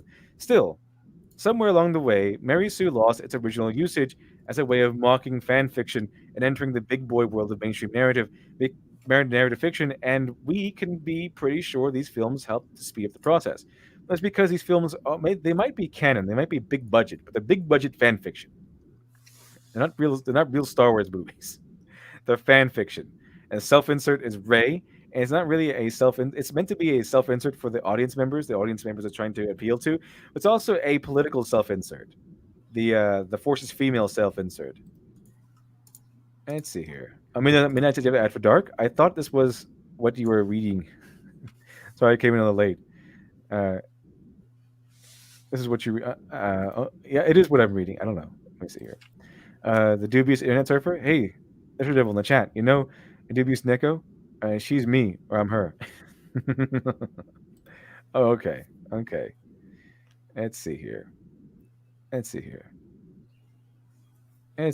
Okay, so possible to help to speed up the process. It's because these films are mainly just, fan fictions. They're fan fictions. They're not actual Star Wars movies. Rey is very much a stand-in. In fact, all the main characters are pretty much stand-ins. Let's see here. Midnight After Dark. I am familiar. Sorry, is what I meant. Oh, okay. Familiar with. Okay. Thank you very much. Midnight After Dark. Appreciate that. Let's see here. So film critics have never needed to the term Mary Sue before because they have these great tools. They can here's the part. Here's the elitist coming through. If I remember correctly. They have great tools they can use to critique characters and writing called words and academic training and lots of experience watching ungodly amounts of movies. But just as everyone becomes an expert in synchronizing swimming whenever the Olympics are on, so too has everyone become an expert in film criticism whenever a really big popular movie is released. And what does someone who has no experience with film or criticism or even watching lots of movies critically do when they need to critique a movie? Well, that is where buzzwords and gotcha phrases like Mary Sue come into the picture. So essentially, they're saying that your opinion isn't really worth anything unless you've watched a lot of movies and have a degree and have academic training, is what they say.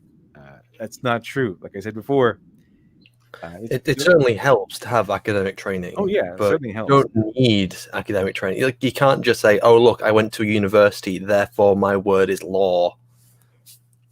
Absolutely, it does help, but yeah, as you say, it doesn't mean that you know everything. You can have a degree and still be wrong. You can not have a degree and still be right, where someone who with a degree is wrong. It's it helps you. You can look, you know what to look for a little bit better, but you, just because you have a degree doesn't mean you are better than everyone who doesn't have a degree. All you can do is you can look at things and you can have a lot of experience. You can just have a natural insight into these things and still come out on top. Let's see here. DJ Invoice thing much with 5. Joker was a good movie because something Disney Star Wars. Yeah, Joker was a good movie. Mhm. But, something Disney Star Wars. Exactly. So I think that's what they're trying to depict it as a we always have to bring it back to Disney Star Wars, or we hate it. We like other movies despite Disney Star Wars, something like that. We're just a bunch of haters, chat. We're just a bunch of big dumb fanboys. Okay. Course correction to appeal to big dumb fanboys. They make a course correction for big dumb fanboys. You just got clips. You just play. Yep, I have them. I have this one too. Amazing. Every word of what you just said was wrong. Appropriate for this article. Very appropriate. Mhm. Oh, dear. So let us continue. We just got like a whole library of those damn things. I sure do. I forgot to get the Hello Greedo Break More Laws one, but I'm fixing on getting that one. Let's see here. Just imagine every time we're on the Spudcast, it just gets longer and longer and longer. It does. Let's see here. But everyone becomes an expert. That's what they're saying, and film critique, even watching lots of movies, critically do they do with buzzwords. And because people tend to know what Mary Sues are, they have a feeling, even though they don't know the specifics. They tend to have a feeling of what these Mary Sues are. So, people who call Ray Mary Sue might not know what a Mary Sue is specifically, or the actual details, but they know what it is. They kind of have a feeling of what it is. And when you have this overwhelming backlash, you might have made a Mary Sue, because there have been so many strong and competent female main characters in media that weren't hit with the term Mary Sue, but suddenly it's lobbied against Ray, who is a Mary Sue, and suddenly it becomes wrong. Suddenly it's wrong. Let's see, Alex Halo, thank you very much for the 2. Don't need academic training to notice plot holes. You sure don't. You don't need to be a sailor or a shipping expert to know there's a hole at the bottom of the ship, and that holes at the bottom of the ship is bad. To sinking. Yeah, you don't need to know that. You don't need a degree to know that a ship is sinking. You kind of notice it with your own eyes. And Disney Star Wars is so blatant and overt with their depiction of Mary Sues and things that it's so obvious they don't really need a degree or any kind of training or any kind of expertise. You just kind of know. You can see it with your own eyes because it ruins the entire movie. KH and 1 to the 2. Good morning. Don't run out of internet gas, please. I already did once. I already had a refill, so we should be good for at least a little while longer. A little while longer. Yeah, if I get those Trump bucks in, I'm gonna get to get the strong bucks in. I'll see if I get a new computer, and then I think most of the problems should be solved. And we'll see. We'll see. And no coalition of film critics ever agreed that Mary Sue was a thing. So now they're appealing to popularity and I think authority. Oh, Mary Sue is not a real criticism because there hasn't been a coalition of critics that agree that it's a criticism. Was there a council of critics I don't know about? What? There should be a comic or something called the Council of Critics. But apparently, according to this article writer, there's some sort of council of critics or something out there that get together and determine what terms are acceptable in film critique. That's not how it works. Okay, Mary Not how Sue is an actual term people use. Okay, it's a universal term. We know what a Mary Sue is. Okay, we can feel it, and Ray is absolutely one.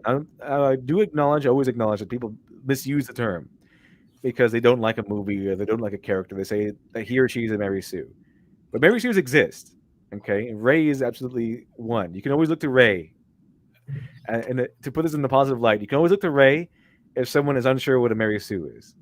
Ray is a god level Sue. The thing is, it kind of has just become a bit of a shorthand, really, and a lot of people know what Mary Sue means. I know people who aren't even into film criticism who, you say the word Mary Sue, they're going to get a roundabout in the ballpark of what it means. Oh yeah, that's absolutely true. Because most people know, kind of instinctively, what a Mary Sue is. And if it's a Mary Sue is essentially a character that doesn't really struggle, not significantly, not substantively. They might have an appearance of a struggle. I know the character from Twilight. People have studied her. She's a Mary Sue. They gave her struggles, which amount to, oh dear, which really handsome, charismatic man do I have to choose at the end of the day? These aren't real struggles, Chad. These aren't real struggles at all. And the flaws she's given aren't real flaws. The flaws she's given is being clumsy. Oops, I accidentally squeezed too much toothpaste out of my toothpaste tube, and now I have toothpaste all over my toothbrush. Womp womp womp womp. That's not real flaws, Chad. The only way being clumsy and squeezing too much toothpaste out of your toothbrush would be an actual flaw is if that was a golden toothpaste or something, and because you wasted so much of it, you are now in trouble. That someone's going to come after you and try to get revenge on you. Because no, you got the wrong toothpaste. You end up getting the mob boss's golden toothpaste, and now the mob wants you dead. Or the toothpaste is full of poison. That's when it becomes a real flaw, chat.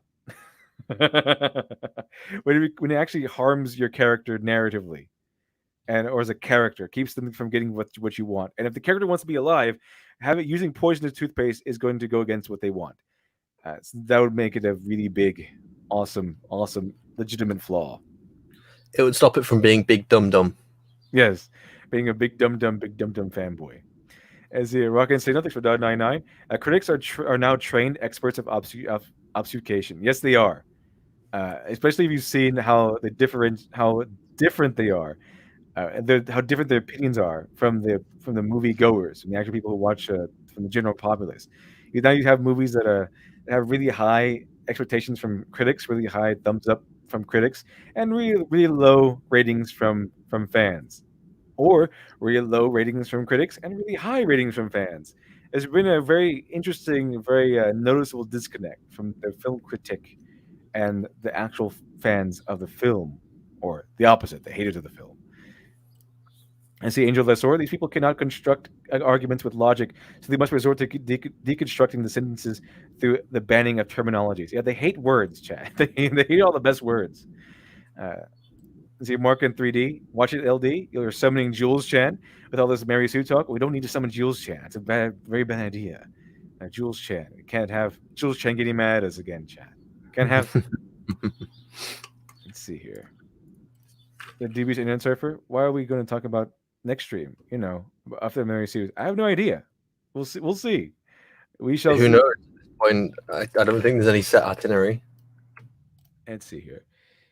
Let's see. It says no coalition of film critics ever agreed that a Mary Sue was a thing that made film bad. For some, really. I think the general consensus is that it does make it bad. That's I What don't people think there need to be think. one. I don't think there be like a general consensus from a council of critics that gave us Well, not even like a council, just critics in general. Most critics who have any kind of value to what they say will usually go along the lines of, "Oh yeah, I'd say that it's probably bad to have a character who's not go through any kind of struggle." that kind of ruins the story. 'Cause I didn't think we needed people to come together to tell us that Mary Sue's are bad. We just kind of know Mary Sue's are bad. Kind of like how if you get a chair with a big crack in it, you know it's a bad chair. You don't need a council of chair makers to come in and tell us that, hey, if you have a big crack in your chair, it's not going to be a very good Yeah, chair. It might break on That shouldn't be like that. That's not supposed to happen. you. Yeah, exactly. We don't need a council of game developers to come together and say, "Hey, do you know that game they can't run because there's so many bugs in it? That's bad." Oh, you mean Fallout 76? Yeah, something like that. We don't need a council of game developers to come together and say that that buggy thing that's called Fallout 76. That's bad. That shouldn't be happening. We don't need people to tell us what is and isn't bad. Okay, we can think for ourselves. Believe it or not, chat.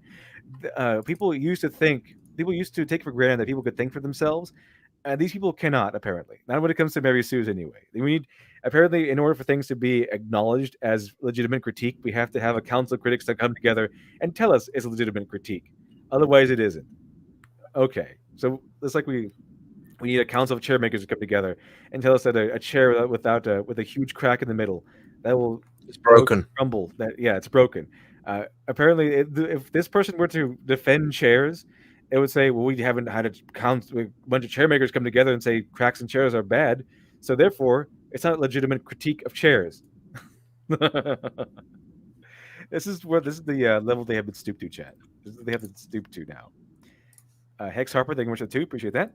Zero thought in this article. Did a koala write it? I think so. I wouldn't be surprised anyway. I wouldn't really be surprised if it did. I don't know. I trust a koala more than this journalist. Let's continue here. So, no coalition of film critics ever agreed that Mary Sue was a thing made film bad. Let's see here. For some reason, people still act as if they were. They use Mary Sue in a way seemingly cannot be challenged.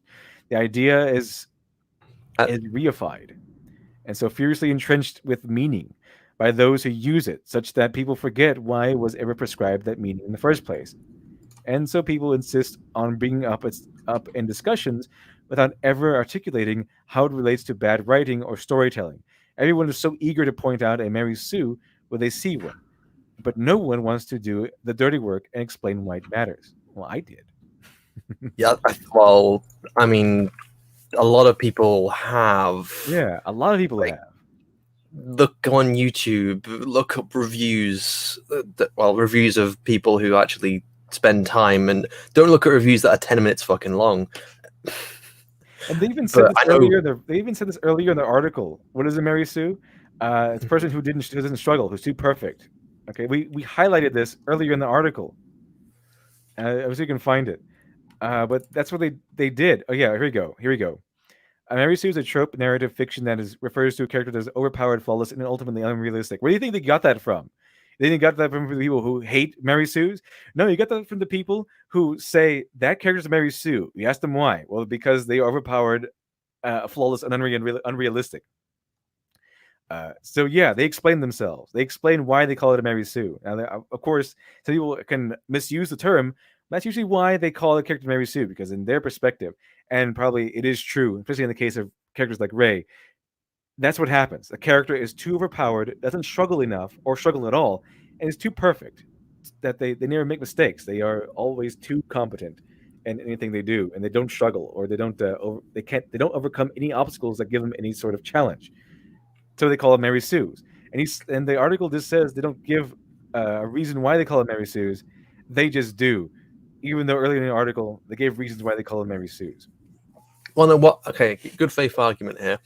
So, just like trying to put forward some, I believe they're trying to get across. I think what they may be trying to say is that they're trying to say that the people who often use the term Mary Sue do not explain why. agree with this. I think a lot of people usually do. And please shut up those sirens outside. I don't care who's dying. Interrupting what I was talking about. So yeah, I think they're trying to say that the people who use the term don't explain why they use it. They just kind of use it and without explaining it. But I know I haven't made any review videos yet. Emphasis on yet. But if I do call someone a Mary Sue, like outside of YouTube or just general discussion, I will explain why. I think Literary Devil, you've definitely more than explained why. Smudboy, he'll explain why they're a Mary Sue, or Mauler, or just anyone who's within like a respectable film critic. If they're going over some kind of reason why they say something is bad, they usually back it up and explain. Yeah, they usually do. If you question them, they'll say, "Well, the character did this or didn't do that, or when this happened, they didn't struggle enough." It usually comes down to those usual identifiers of Mary Sue. Now, it might not be always the case, especially not in the case of Overpowered. But if they are too flawless and they don't struggle enough, it's basically it's a really good indicator that that's a reason why they call it a Mary Sue. See here, Rocket and Sailor for $99. Appreciate that. Critics should be like researchers, not like fans. Yeah, it should be researchers and not like fans. It should be actually critiquing the movie and not just saying it's great because they liked it for the first time they watched it. Let's see here. And Drascus V, thank you very much for the 5. Appreciate that. Can't have people thinking film critics are useless after all. Got to keep out all the bigots with our fancy degrees and keep people from going to YouTube. Exactly. We can't have the plebeians giving their opinion. You can only listen to people who have degrees and who have the academic seal of approval, apparently. I just want to say, I'm sorry, chat, but unfortunately today is a very hot day and I have to have my windows open, otherwise I'm going to cook in here. So yeah, that's why you can hear birds, dogs, and sirens outside. I live in a very quiet town, but it's not always that quiet. Let's see here. That's okay. Okay, so let's see. Everyone's so eager to point out Mary Sue when they see one, but no one wants to do the dirty work and explain why it matters. And the next section, I would like to do. Why we need to explain why it matters? The Mary Sue trope is why it matters, because it's terrible. Mary Sues are horrible characters because they are products of bad writing. I think it kind of goes without saying on that part. Like, no, people keep telling me that eating poison is bad, but no one tells me why it matters. Why does it matter if I eat poison or not?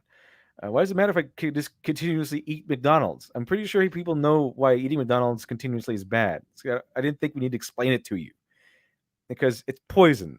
Okay, it's not good to eat poison. In this next section, I would like to do that dirty work. I will provide 3 examples of characters in narrative fiction who I think are irrefutably Mary Sues.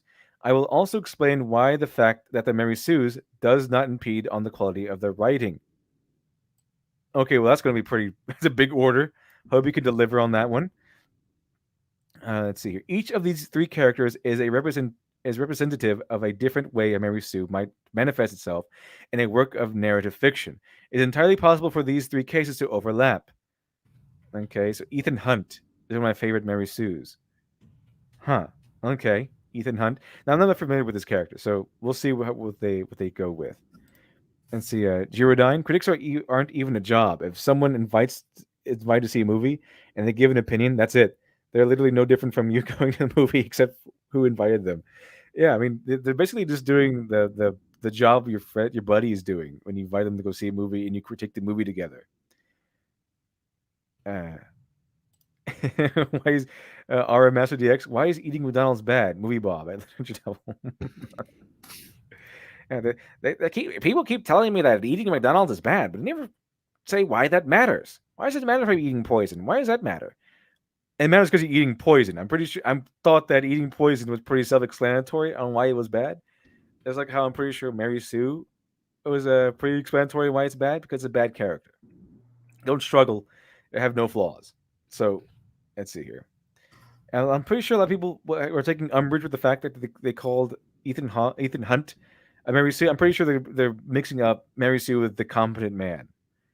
Because Ethan Hunt is supposed to be the suave, charismatic, really, really competent spy, I think, if I remember correctly. Anyway.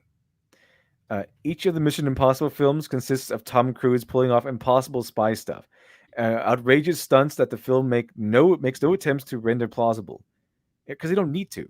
It's an over-the-top movie. It's an over-the-top movie franchise. Ethan Hunt appears as a badass spy guy who can do absolutely anything. There is no rationale provided for this absurd power level. There is nothing consistent. Well, yeah, because there's ambiguity. Okay, I'm pretty sure the reason why I called Ray Mary Sue is because she has no ambiguity in her backstory. She's not an expert force user. She's not she's not adept in lightsaber combat. Nothing like that. So there's no ambiguity left in her backstory, at least not enough where we can just kind of guess that she is that she has some sort of training. There's nothing like that in there. Okay, that's why when she just automatically has these powers and this skill with no explanation, we say she's Mary Sue. But with Ethan Hunt, I think he just starts off already, post trained. He already starts off as a competent spy.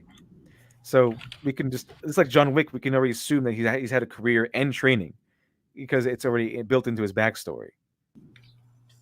Let's see here. There is no rationale to provide this absurd power level. There is nothing consistent about his abilities at all. Okay. Some vague attempt has been made by the franchise overarching narrative to imply a kind of history that would explain the mess this character that is his character, but it should be clear that his is nothing but plot contrivance, a flexible tool that can let Ethan do anything the writers need him to do in the context of the story. Moreover, Ethan lacks personal flaws. The only one to speak of is a tendency to throw himself at the most absurd situations he can find. The film's champion, this is a source of excitement, a lovable character trait, not an actual flaw. So actually, that is a flaw, isn't it? Because he's just throwing himself into every impossible situation. It's kind of a flaw, especially if it's into danger. Let's say Angel of the Human Race in Reference to the 5. From Angel of Thy Sword, everyone loves to point out a sexist, but no one wants to do the dirty work, explain what that means. So we should flip. So very, very, very good, Angel of Thy Sword. That's exactly right. They say this, and then they would understand if it were another topic. They would understand, and it's just as absurd if you turn it on its head. Everyone tells me, everyone wants to point out why Nazis are bad, but no one wants to do the dirty work and explain to me why. It's it's very, very strange. They just don't want to understand Mary Sue. I'm pretty sure Ethan Hunt is not one. I've not seen these movies. I'm pretty sure he's not a Mary Sue. He might be competent and really good at things, but just because you're competent and good at things, I say this specifically, I think, in my videos, it's because you're good at things does not make you a Mary Sue. Okay, if he struggles, if he pays the price for his actions, and really struggles, if he makes mistakes and all that stuff, then he's not a Mary Sue, because it goes along with the narrative. Okay, a Mary Sue breaks the narrative, like Rey breaks the narrative. She breaks the rules of the universe. Now, Ethan Hawke lives in a very, very over-the-top universe. I know the Mission Impossible franchise. It's called Mission Impossible. It's supposed to be over-the-top spy thriller. It's very interesting, and it's supposed to be absurd. He lives in an absurd world, and he's an absurdly competent spy in a very absurd world. That's how it's supposed to be. So he's not, by being really competent and good at things, Ethan Hunt is not breaking the rules of his universe. He's fitting right in. I say Rocket Sailings for $1.99. Only good Mary Sue is a titular Black Dynamite. Yes. Black Dynamite is fantastic. I like Black Dynamite. It's a good movie. I told you not to interrupt me. I told you to call me interrupt my kung fu. Yeah, it's really good. Really good. Barry Bend, why not get Red and Blue from Sarcastic Productions? It would be fun for you to for you and Red to point out Mary Sue characteristics. I would like to have them on. I really like Overly Sarcastic Productions. I'm pretty sure, however, they might not like me that much. I'll be honest, I don't know who they are. Overly Sarcastic Productions. They're very good. They're very good at what they do. They summarize legends. They go over tropes. They have their own Mary Sue video. But they're animated, and they're very fun to watch. Very fun to watch. I'm pretty sure I like them. I like them a lot. I like watching their videos. I don't think they like me very much, though. I doubt it. Wait, Red herself is she is more on the other side, kind of like she has more progressive views. I think I don't. She's not a lunatic by any means. She's very very very well adjusted and all that stuff. Very interesting person. But I'm getting I get the feeling sometimes they might not like me as much. I don't know, so I'm not sure. But if they would Well, I'm be sure if willing they to got come to know on, you as a person, they would love you. oh yeah, I'm pretty sure. But if they would like to come on, I would be very happy to have them on. They're both very intelligent, Red and Blue, very intelligent people, very intelligent. I would really like to talk with them. I think it'd be a very productive conversation, and it'd be fantastic. But uh, I'm not sure whether or not they would want to to come on with me or not. But we'll see. Maybe we'll see. Only one way to find out. maybe I'm just being ruined by all these other people. Being too too dismissive because I'm blocked by everyone on Twitter, for example. So so there you have it. Anyway, but yeah, I like I like their channel. I like their shows. I like them as people. I watch their live streams. They seem very fun people, and I think it'll be a very fun conversation if they're willing. Uh, but anyway, Chad. So, moreover, Ethan lacks personal flaws. I don't think he does. I'm pretty sure he has flaws because people said the same thing about John Wick, and John Wick has flaws. In fact, John Wick has one major tragic flaw, and that is anger. His major flaw is wrath, because his wrath is what drives all of the movies. And in fact, someone said that to me. In fact, uh, they said in my comment section, "Well, you don't think I'm pretty sure you like John Wick. And you don't think he's a Mary Sue, because he has no flaws." And I said, what movies were you watching? Did you watch the movies? His flaw is why he's suffering throughout all these movies. His flaws of wrath. Okay, this second movie, he shoots D'Antonio in the head in the Continental because of his wrath. If he hadn't done that, there would be no third movie, and he would be still in good standing with the Continental. It's his wrath is why he's so angry. If he just brushed it off, if people say brush it off in the first movie, he killed your dog. It's just a dog. You can work things out and you get your car back, but it was just a dog, John Wick. It wasn't just a dog to him. He got really angry, and he went on a roaring rampage of revenge, which sparked all three movies that are currently present as of right now. His tragic flaw is wrath. It's good for us. It's really interesting to us to watch. But if we take it from his perspective as a character, it has brought him nothing but suffering, and that's it. Just a bunch of suffering. His wrath.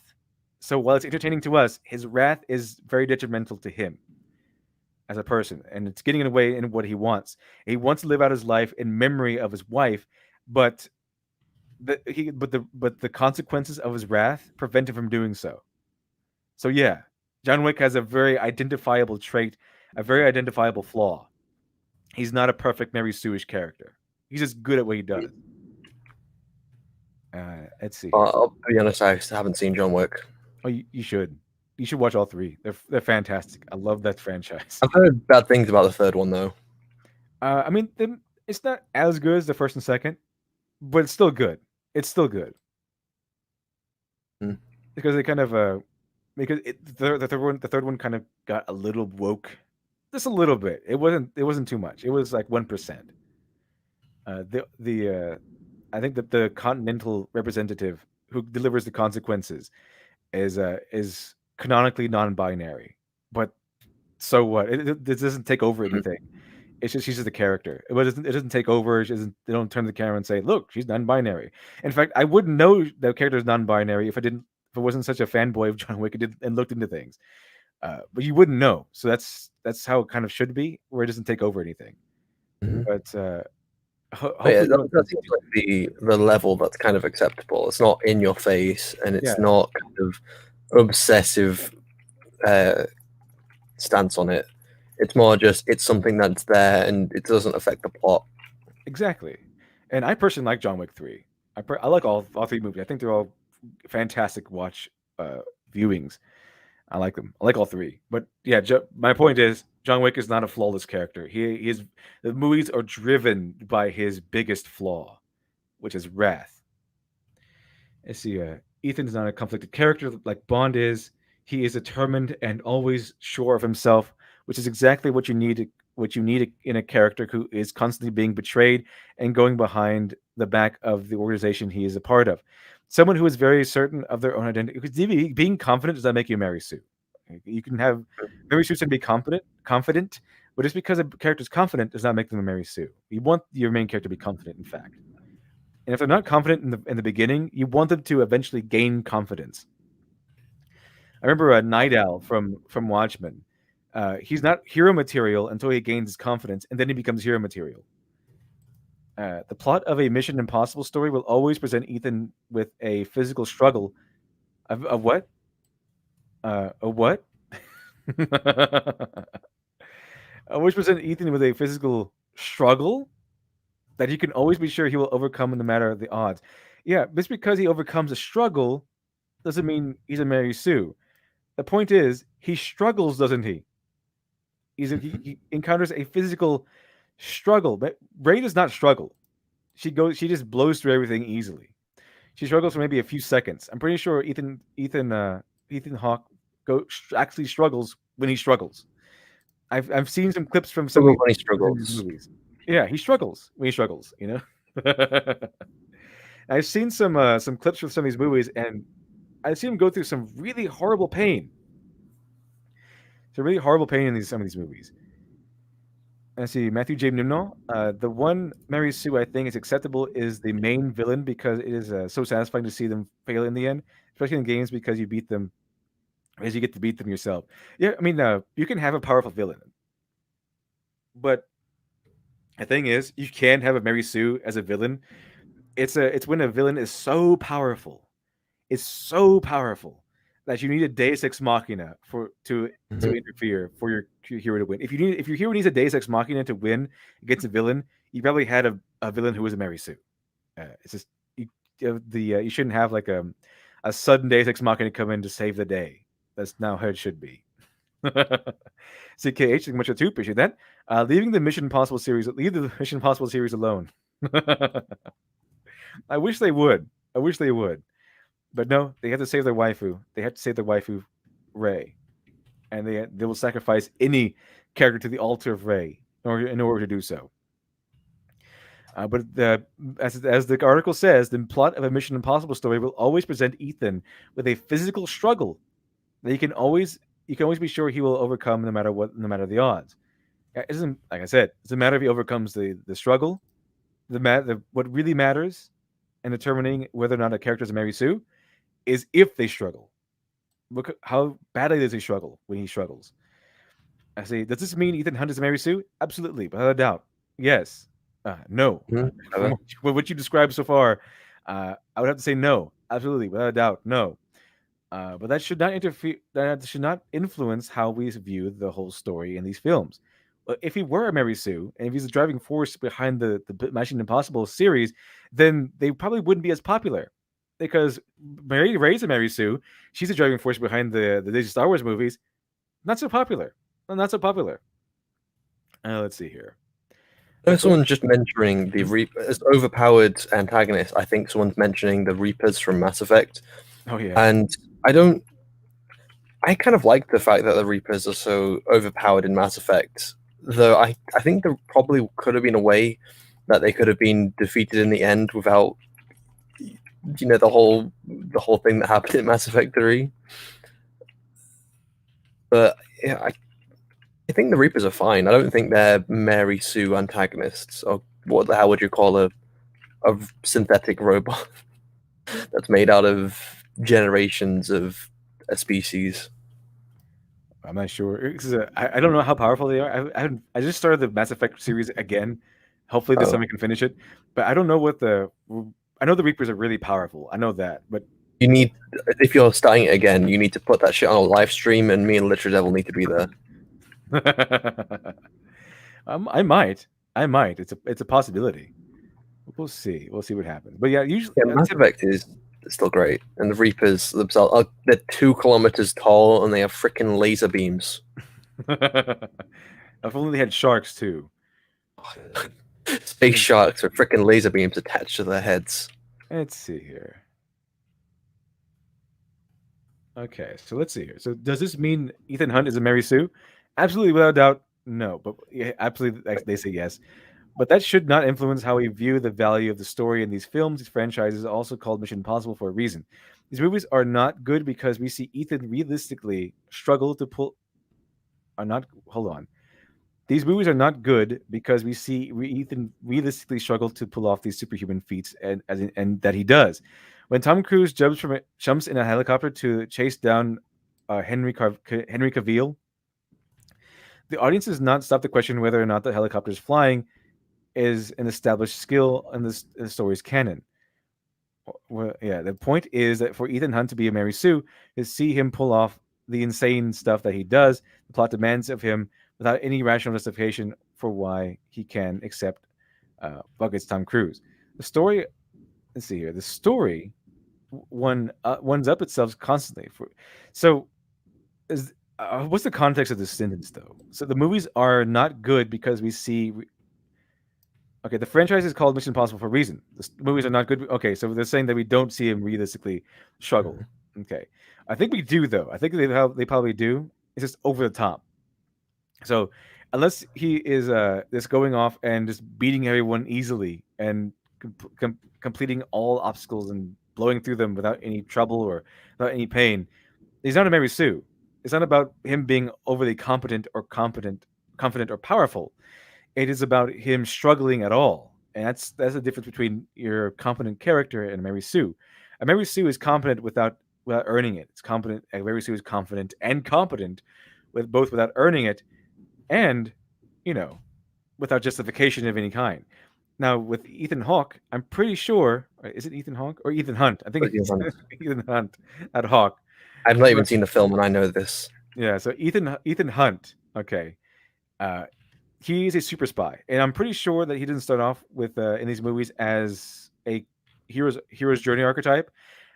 I'm pretty sure he has the same setup as John Wick, where he's already kind of really good at what he does. He already has an established career, which means we can already assume, thanks to the ambiguity left in the past, that he has gone through his training and has gone through the necessary events that brought him to this point. Just like with Rambo, the first Rambo, we don't need to see Rambo train. We don't need to see an explanation of why he knows these skills. We do get one. We don't need to see it. There's enough ambiguity there because we know that he is coming from Vietnam. We can kind of tell that he's a soldier. We can kind of guess that he's gone through training and he's probably more competent in fighting than your typical country bumpkin police officer. So we can kind of guess that. Okay, we don't need to be told these things. We need to be told these things because of Rey, because she starts off as a hero's journey protagonist. She starts off at the bottom. Okay, the Rambo, John Wick, Ethan Hunt, they don't start off at the bottom. They start off as already competent people. It's like James Bond does. They start off already trained, already competent. So they're not telling hero's journey stories. Okay, there's a difference here. You have to know the context of the characters. Sion Arakale, thanks so much for the 10. Appreciate that. The last 3-point mission. Okay, the last 3 Mission Impossible movies that have Ethan get outsmarted, captured, his love interest one's injured, agents he trained to take his place killed, and yes, he's determined, but he isn't invincible. So there you go. Thank you very much. Appreciate that. Appreciate that, Sion Arakale. I really do appreciate that. So yeah, we have some insight here from the chat. Thank you very much. That Ethan Hunt does not he does actually in fact struggle. He does not just blow through everything effortlessly. Yeah, it's over the top and flashy, but being over the top, overpowered, confident and competent does not make one a Mary Sue. And just because he wins in the end, definitely does not make him a Mary Sue. It's what differentiates this character from Mary Sue, from for example Rey, is the fact that he struggles at all. And that's where you have it. And Tyler Preston, the Joker, is a perfect example of an overpowered villain character. Oh yeah, but the regular Joker that we know from the comics, he is actually, quite frankly, insane when it comes to how well he can bring about plans. Even the Dark Knight one, the Dark Knight version, he is ridiculous when it comes to putting things together. But they're not invincible. These characters are defeated reasonably. They don't have to have a Deus Ex Machina come in to save the day. I know, just because I was going to mention this earlier, but I was just letting you talk. I know some people like kind of pointed out the fact that the Crucible was used in Mass Effect 3. However, I do not believe that the Crucible was necessary for, that didn't need to be the ending of the story. There could have been ways they could have defeated the Reapers without using a Deus Ex Machina. I'll tell you a word on that one. I haven't reached that part yet. Uh. The two of us, you are the Mass Effect expert on this one. But yeah, usually if there's a Deus Ex Machina required, you probably need to fix your villain a little bit.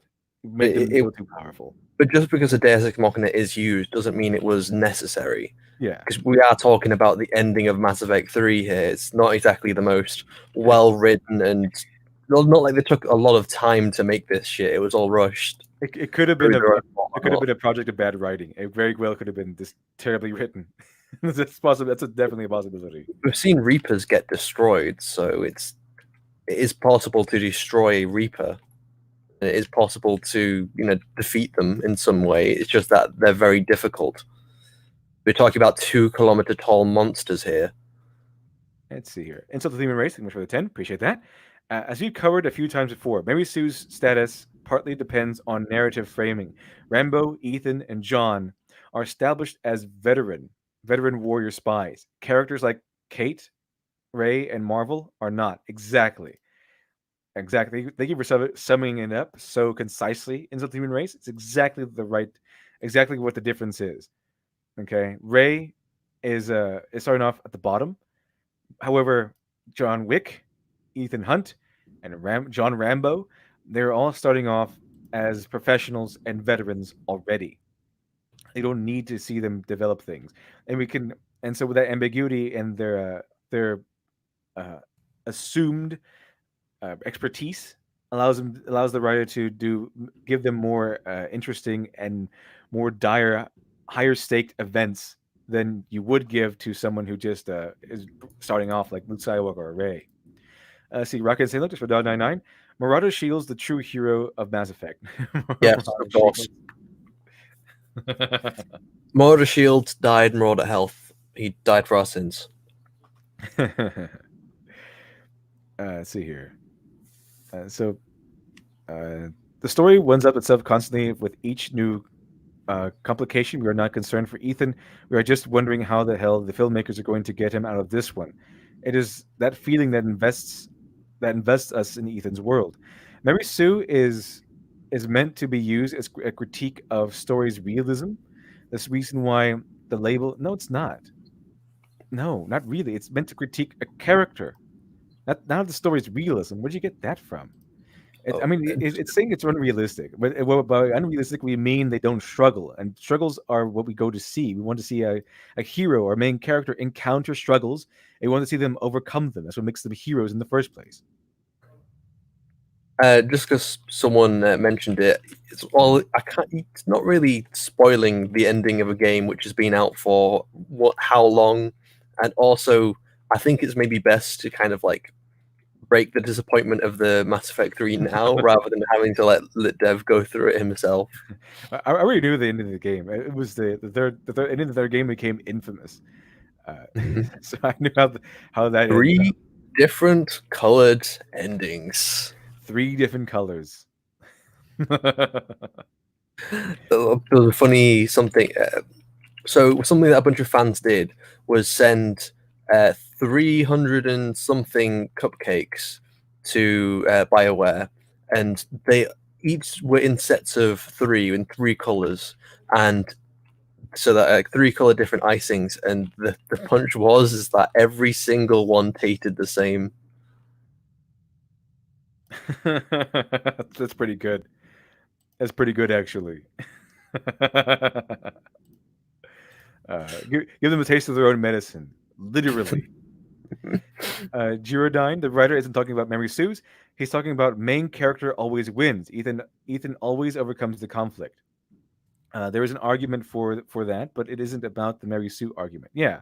So, like I said, he could be Mary Sue, but what they're arguing here is not what makes him a Mary Sue, if he were one, because it's not about realism. It's about how the character is portrayed. If it's not a character struggling, then there's not really much of a story that he's involved in. It's more like, you're struggling as much as going down to the grocery store. So, so without the struggle, there is no real story. It's just an anecdote. But if you encounter 25 ninjas on the way to your grocery store, then we kind of have a story here. If you kind of got a cut, kind of got hurt, then we have a story. Okay, you're struggling to fight these ninjas off on your way to the grocery store. You have a story. Otherwise, it's just an anecdote. I see. Mary Sue is meant to be a critique of the story's realism. The reason why the label holds no weight in its application to Mission Impossible and a billion other action stories is because realism was never the point. Yeah, I wonder why. Okay, it's not realism is not the point, which is because it's not pertaining to realism, and realism was not the point. The movie does not mean that Mary Sue is not something that should be taken into consideration. And just because he wins definitely does not mean he's a Mary Sue. And a billion other action stories is because realism was never the point. You would be a fool to bring it up because you would be critiquing a story for not doing something it never had any intention of doing.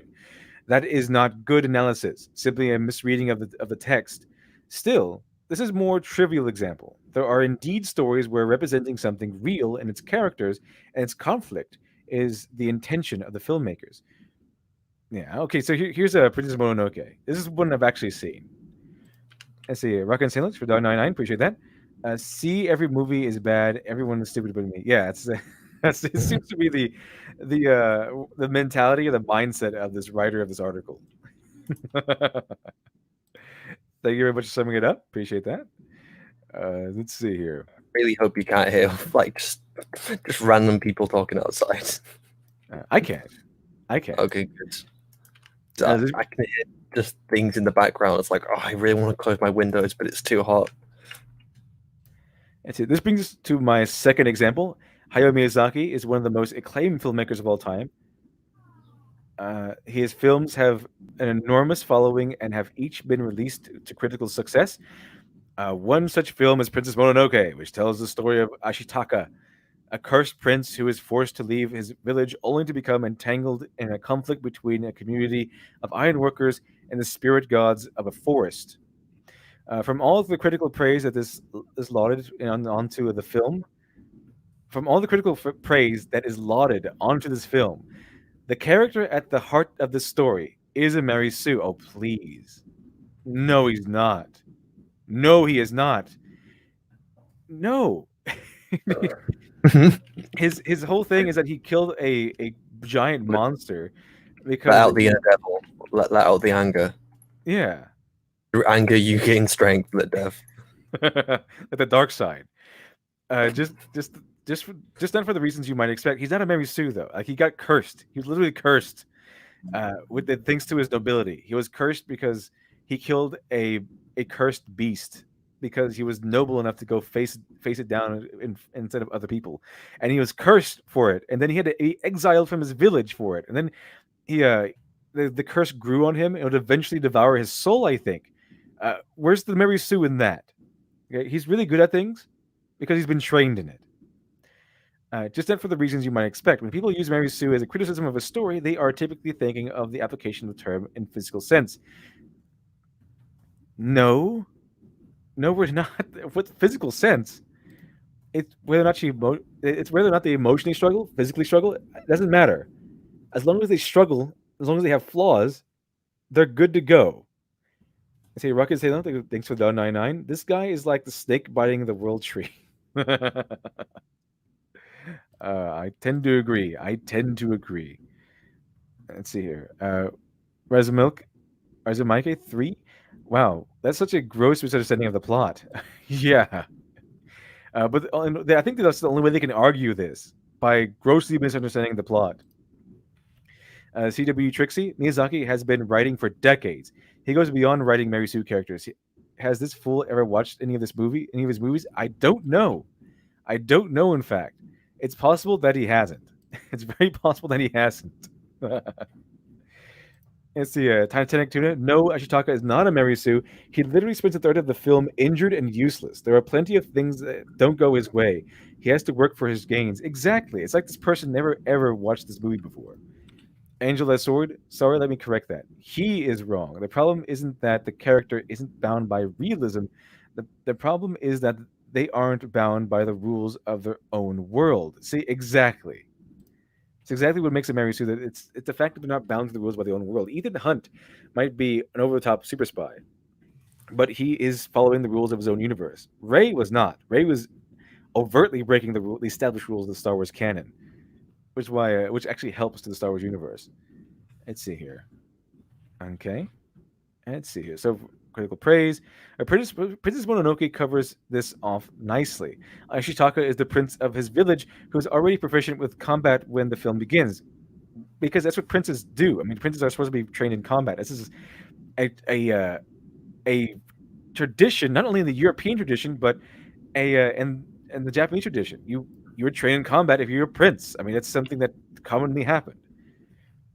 And he was supposed to be the prince is supposed to be the guardian of the village in this particular set, not just some guy who lounges around all day eating bonbons or something.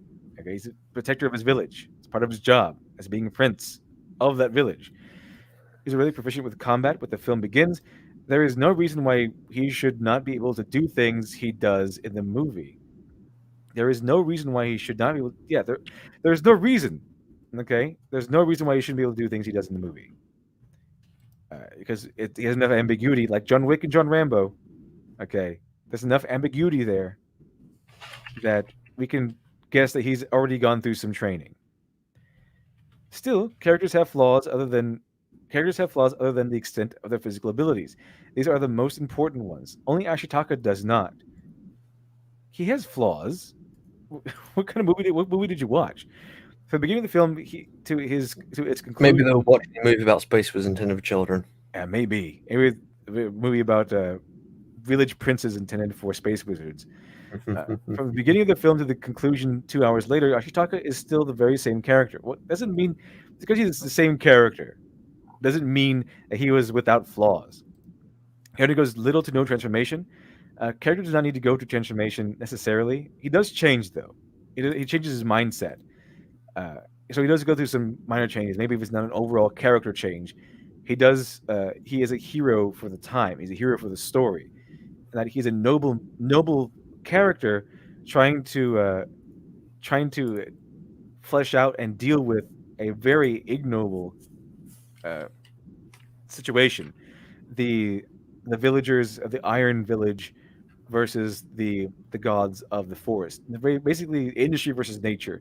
He's a guy. He's the noble guy trying to deal with all of this. I'm pretty sure this person would also say pretty much almost every pulp character, almost every Pulp Fiction main character is a Mary Sue. Like I'm pretty sure they would say Conan is a Mary Sue. It absolutely is not. See, KH anything much of the two? No, he spent time womanizing Initial WIs. He kind of does. Well, Initial WIs, he does, because he thinks he's stronger than all of the women in the village because of his curse. The beginning of the film is to conclusion 2 hours later. Ashitaka is still the very same character. He undergoes little to no transformation, and that is because the character has no flaws to overcome throughout the story. He doesn't become. Oh, he doesn't go through transformation because he has no flaws. He doesn't undergo a transformation because it's not a transformation story. It's a story about a noble person trying to deal out, or trying to smooth over this very, very interesting conflict. So, because it's different with Rei, because the story is about her growing and changing. The story of Princess Mononoke is not about the main character growing and changing. It's about the world around him changing, and how he can deal with it. How he, being the noble person that he is and the skilled person that he is, changes the world on his actions. That's what that story is about. When Ashitaka begins the film, he is already perfect. He's not perfect. He's not perfect at all. Already a hero. He's already a prince. I know what that is. We are introduced to the prince. He is putting his own life on the line to save his village, the village from the cursed boar. A lack of personal struggle of the flaws of who Ashitaka will become does not indeed make his character Mary Sue. This could very well. He has a personal struggle. He's cursed. He's struggling against that. He's cursed and he's going to die. That's pretty big. Not only is he cursed, doomed to die without anything that can save him, he's also exiled from the only home he's ever known. These are pretty big struggles. These are because what that does is give him no reason to go on living. So if you were in his position, I know a lot of people might just very well give up. They might not have the mental fortitude to continue. Okay, he does. So he's constantly struggling against the fact that he's been banished from his home. He's constantly struggling against the fact that he is cursed and that he's going to die and that maybe his soul will be devoured. These are struggles. These are struggles, and he struggles through with these things throughout the entire movie. And he does. The normal circumstances, you would think a person under his circumstances would be giving up, would not care about anything. But he's so noble, despite his current circumstances, despite him dying or almost dying, that he continues trying to do the right thing anyway, and that's what makes him a hero. Because he struggles, he's cursed and doomed, but he tries to do the right thing anyway. Let's see here. John Reddick. A wise man once said that this characterized Mary Sue was that the law of the world were altered in the favor purely due to their awesomeness. Yeah, that's definitely spot on. That's definitely spot on. I can tell you that right now. That they are Mary Sue's because they are just awesome. That they are just awesome. They have no struggles, and they're just awesome at everything, with no explanation as to why. You can explain Ethan Hunt's skills because he's probably been trained in that. Explain John Wick's skills because he's already a very well established and famous assassin. Okay, you can explain their skills. You cannot explain Ray's skills. You can't explain the Mary Sue skills normally. Insult the human race. While Ashitaka might be the main character, Princess Mononoke is not his story. Exactly. It's not actually his story. It's the story of Princess Mononoke. Well, actually, it's the story of I forget what her name is. The girl with the knife and the fur or whatever. It's kind of her story. And therein lies the problem with Rey. The sequel trilogy is her story, and yet she's the flawless entity. Exactly. Thank you very much. It's all the human race. And see, the lack of personal struggle or flaws for Ashitaka to overcome does indeed make his character a Mary Sue. No, it doesn't. The context is wrong here. This could very well hold Ashitaka back from being a relatable and compelling lead in the story. And in my own opinion, I think it does. Rewatching Princess Mononoke, I cannot help but feel like Ashitaka is the weakest part of the film. His position as a central character does make it hard at times to get into the story. Still, I do not think he is incompetently written. Well, then he's not a Mary Sue, then is he? I'm not bothered. Not bothered in slightest by his characterization as Mary Sue. While Ashitaka might be the main character, Princess Mononoke is not his story. Wow, they just said it. They just read out and said it. Because someone is asking if I'm okay. It's like, yeah, I'm totally fine. And I just don't have much to say about anime because I don't have much experience in it. So I'm just letting the dev just go over this article now. I'm just listening. I wonder who the next one is. The next one is Rey. Oh, here's the point. I can be more useful to the conversation. His character is designed to insert. Okay, the film develops. We realize we are not watching a story about the prince leaving behind his childhood village. So I can go ahead and skip this part. They already debunked their own argument by saying, "Hey, look, it's not actually his story. Also, he struggles, and this is ludicrous. Obviously, he's not a Mary Sue. There are films where the character who is accused of being Mary Sue is indeed meant to be the focus of the story. One of those characters is Rey. Rey is responsible for the extraordinary popularity of the term Mary Sue on the internet today. I'm pretty sure she's almost single-handedly responsible. Let me stop you there. Okay, so why is Rey a Mary Sue? Why does she have to be a Mary Sue? Why was she intentionally made a Mary Sue? Because it has nothing to do with the universe of Star Wars, because there is no explanation of why she is a Mary Sue. She just is. Exactly. She just is a Mary Sue. But I mean, if you want to see lay out the reasons why Rey's a Mary Sue, there are reasons. And you could write a character that wasn't a Mary Sue. It's not exactly like it's hard. Yeah. It's got nothing to do with the character's gender. It's got to do with the fact that the character is this. That's the problem. That's the problem we're having with it. Exactly, and they had the whole entire franchise, the whole entire Disney Star Wars franchise, run on Rey, and they had a flawless character run the franchise, and it's not actually helping them out that much because she's a Mary Sue. That's here. Hex Harbor, they went with 5. It's like watching somebody try to rub stuff off their face and they just can't find it. The writer even touches it but doesn't realize it. Or exactly, they know what they're talking about. They know what's happening. They just don't understand why they call Rey a Mary Sue and not these characters.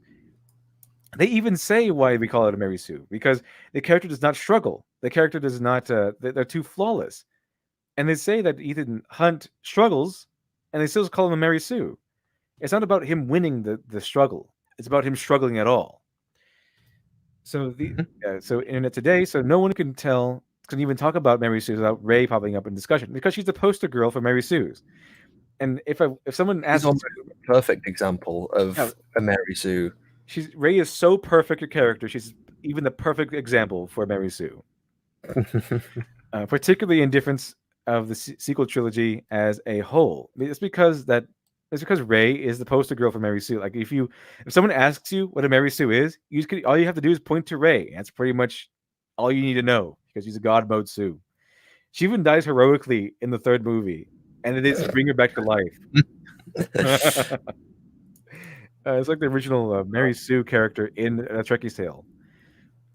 For our purposes, we are just going to look at Rey's character in The Force Awakens. It was that movie in particular that seemed to get everyone passionate about Mary Sue's, and as far as I can tell, there are 2 reasons why this is the case. First, and least egregious. Okay, wait. Okay.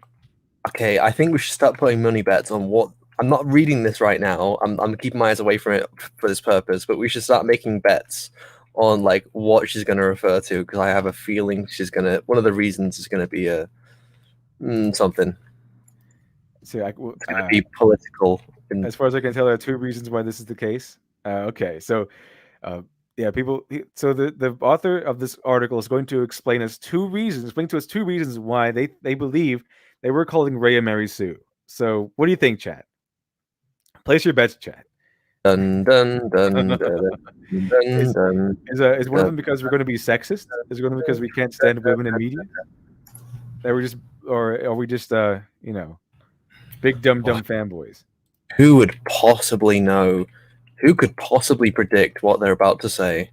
Course correction to appeal to big dumb fanboys. I think that might have something to do with it. We'll see. We'll see, though, chat. We'll see. We'll see. We'll check out what they have to say. We might be wrong. They might have legitimate criticisms. Again, they might not. So let's check it out together. Oh no, legitimate criticisms would be a breath of fresh air right now. Hex Harper, she says to Mary Sue that she forces other people to pull powers and contrivances out of their butts to save her. Exactly.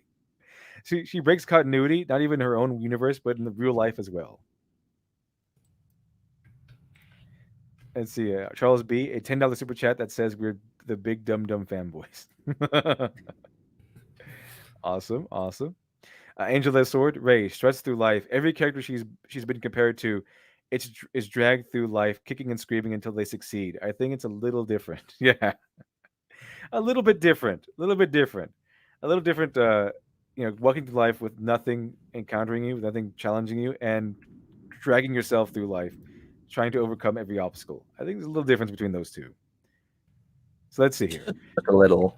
The first and least egregious fact is that Rey is an exceptional pilot. She can fly the Falcon with ease and has a better understanding of it than Han Solo, who has been. But why? Why? How does she know the Falcon better than the person who's flown it for like more than 20 years or something along the lines? Because she's just awesome. That's why. She can fly the Falcon with ease and has a better understanding of it than Han Solo, who has been never even left the fucking planet. Nope, never. She's never flown. There's never been a sample of where she says, "Yeah, I worked on that for this one guy." She's never left the planet. She has, I think, participated in like simulators, but she's never been in the Millennium Falcon. It's kind of like saying that, yeah, I practiced on a Ferrari, which means I can also drive a Model T because the Millennium Falcon was old when Luke Skywalker was young. It was already a hunk of junk. This is unbelievable given Ray's background as a desperate desert scavenger. She makes a jump to competent pilot in a matter of mere moments. It's a, there is no explanation for why she can do this and no growth for her character. It's unsatisfying. However, we need to take a closer look at Ray as a person to really unpack the. We need to take a closer look at Ray as a person. She doesn't have a person. She has a personality, little known a person. There's no character. She's a pair of pants. The closest you get to her as a character is Ray Face. Ray face, exactly. It's usually something like this. Ray shows Han Solo who's boss. Ray begins the film as a desert scavenger on Jakku. She has grown up alone in a harsh trader community, selling junk to survive. Ray dreams of being able to leave Jakku behind, but cannot because she's determined that her parents are coming back. People have explained to me that all of Ray's skills are explained because she was apparently taken in by that one big fat guy she sells junk Mhm. to and give her rations. And even though there's no clues in the movie that this is the case, but their justification is that we get to see this guy's arm for a split second when she thinks about when we see her past when she's watching her parents fly away on a ship. We see his arm for a few seconds in a background flashback, and that means obviously that she was taken in by that guy and was taught everything she knows. Not that we got to see that she was taken in by that guy and was taught everything she knows, but that because his hand appeared, just his hand, not even his whole body. It could have been someone else entirely, but his hand appeared in a background. Therefore, Ray was taught everything she knows by that guy. I'm like, sure, But okay. he doesn't even seem to care about her by any means. He's Yeah, not like the mentor character. You think he would acknowledge her a little bit, but no, she just puts the junk on the table and goes, "Here's your rations. Get out of here," like everyone else. What's a portion? Ray dreams of being able to leave Jakku behind, but cannot because she's determined that her parents are coming back. With this introduction to Ray's character, we learn several important things about her person. She is incredibly resilient and completely independent. With this, of course she is. You know why? She's strong and independent. Of course she is. She's a stand-in for. She's a political stand-in. So of course she is. With the skills and determination to have survived in such an outpost all her life for so long. We also learned that Ray is selfish. It's not because she can fly a ship. It's because she can fly the Millennium Falcon, and better than Han Solo. That's where the upset is. And she doesn't know how she can fly it that well. Yeah, she just does. She just can. That's like the insult to injury. It's like, how do you fly that? I don't know. I'm a Mary Sue. That's how. Okay, so we also learned that Ray is selfish. Okay, sure.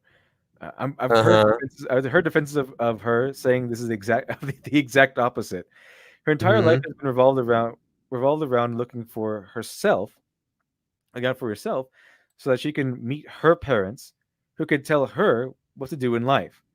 Ray helping Finn and BB-8 escape from the First Order is an important step in her character growth. In fact, what do you mean helping out BB-8? She meets BB-8, and BB-8 is being dragged off by a scavenger, and she immediately helps BB-8 without a second thought. And then she tries to The scavenger doesn't even try to contest. Yeah, it's like, okay, you can have Like, BB-8. in his eyes, it would be like, oh, this is my scrap. You know, this is what's going to put food on my table. I'm not just going to let you steal my fucking scrap. Yeah, I guess you just need to eat. That's fine. And that's how it goes. I mean, she's not selfish. She's not that. There's no. She didn't sit back and watch BB-8 struggling. Getting taken by a scavenger and struggling. It's not what happened. What happened was Ray saw BB-8 struggling, being taken by a scavenger, and she immediately ran over to help. And then she tried to leave it, and then BB-8 says, "I want to go with you." And Ray said no, and then yes immediately.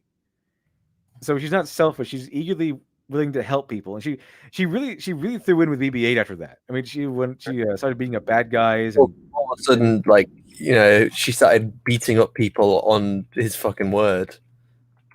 Yeah, just because he told her to. Hey, that guy over there, that guy has a jacket which used to belong to my owner. Go beat him up.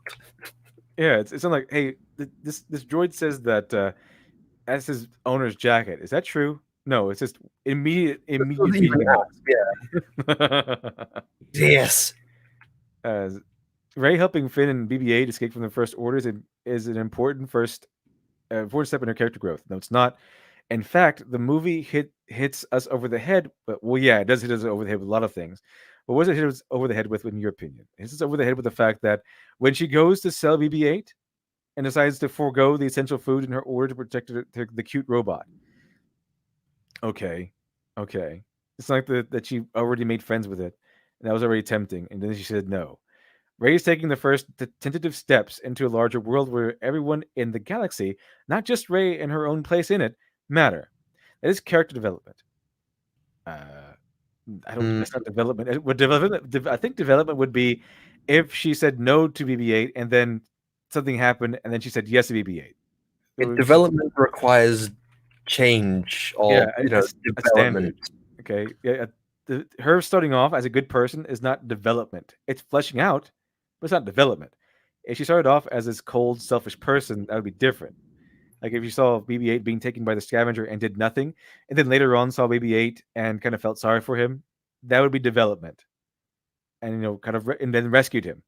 And That that would would be have been development. more interesting. Like if she sold him and then started to feel bad, and then never mind. Why? It's not even worth it at this point. The films are done. Not exactly anything that could change. Exactly. So yeah, like you said, Not even like the writers want the fucking input.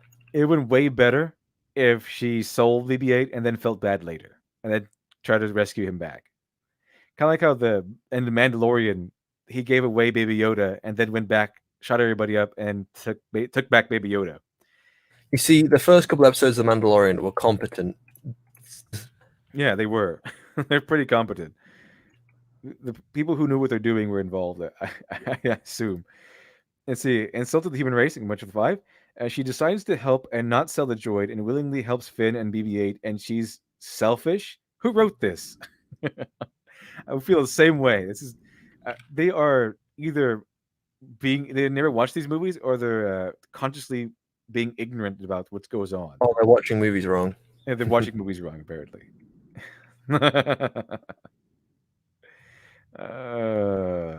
Okay, so Rocket Sailor, that's a 499. Ultimately, accepting the Mary Sue means acknowledging your flaws, either as a writer or as a fan. The entire argument is just screaming, "I'm not dumb." Yeah, pretty much. Pretty much. Let's see here. Is it Dubious Majin? SJWs are saying that if a character cross dresses, they're trans. What's your thoughts? They're wrong. They usually are wrong. This is self-indulgent fantasy of theirs. Barry Bend and Gundam Amuro was a selfish asshole in the beginning of almost Gundam. Yeah, he actually was, because he was a kid. He was a kid. But by Char's counterattack was a jaded veteran who almost lost all hope. Yeah, they really. There's a lot of good character development in Gundam. A lot of very good character development.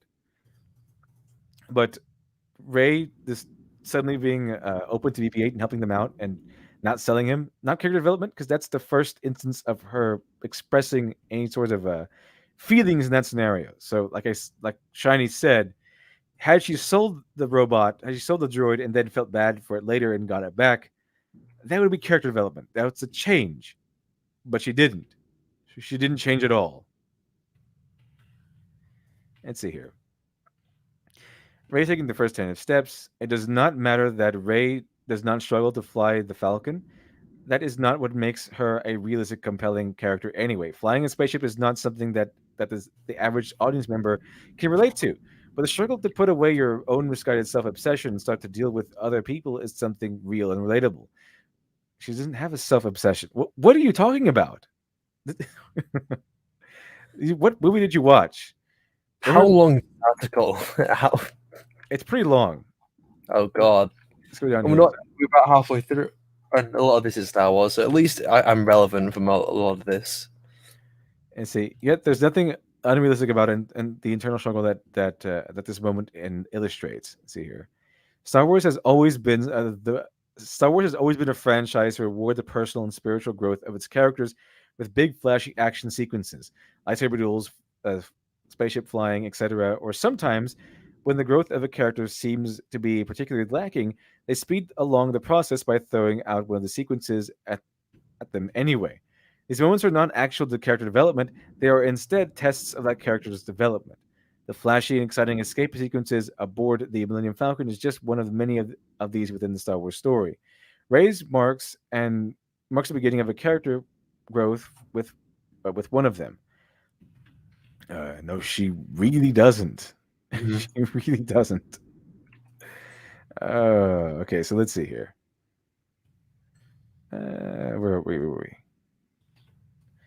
Okay, so Kylo Ren, on the other hand, has been trained both as a Jedi by Luke Skywalker and as Sith by Snoke. It seems obvious that Kylo would be victorious in such a matchup. In the films, he's not.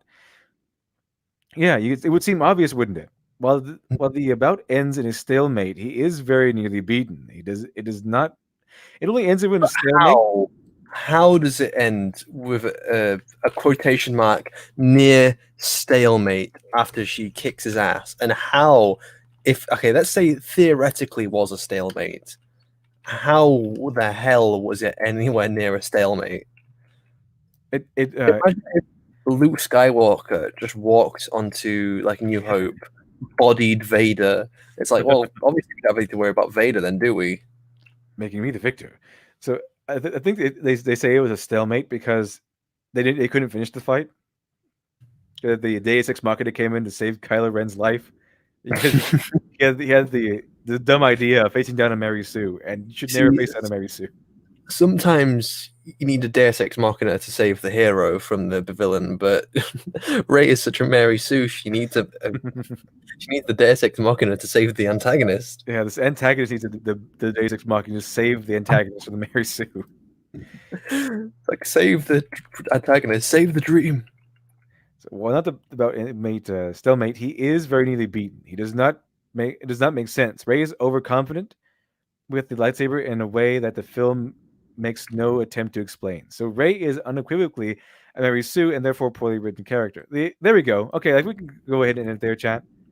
That's a go ahead and end it there. In fact, we're hitting the 3 hour and 45 minute mark, kind of out of time. But I think it's a good place to stop with the sentence. So Rey is an unequivocally Mary Sue and therefore a poorly written character. I think that's good enough for right now. I think we could continue this later, or tomorrow maybe, or Monday. I might have a guest who wants to come on tomorrow, I think. But anyway, I wonder where it's possibly gonna go. What could possibly be said at this point? I have no idea. I'm interested. Find out why Mary Sues are important to literature. I don't think we did we? Anyway, maybe that's at the end. Maybe it's an Easter egg. All right. Thank you, Shani, for joining me. Appreciate it, and thank you everyone in the chat for joining me today. Thank you for being generous and being very friendly. Awesome. Excellent chat as always. And again, I'll be back on tomorrow. And again, this Saturday, if you didn't know, I'll be continuing my run through of Doki Doki Literature Club. I think it might be very interesting. So, and as it was decided yesterday, there will be a morning nonsense Saturday morning, and then the Doki Doki Literature Club stream. Yeah, so it'll be 2 streams, in case you're interested. And Saturday morning streams. Sorry, what do you say? It's getting out of hand now. There are 2 of them. Yeah, the 2 of them. And so yeah, morning nonsense on Saturday begins at 8 a.m. instead of 7:30, so you can sleep in a little bit. Anyway, now we have a wonderful rest of your day, and I will see you all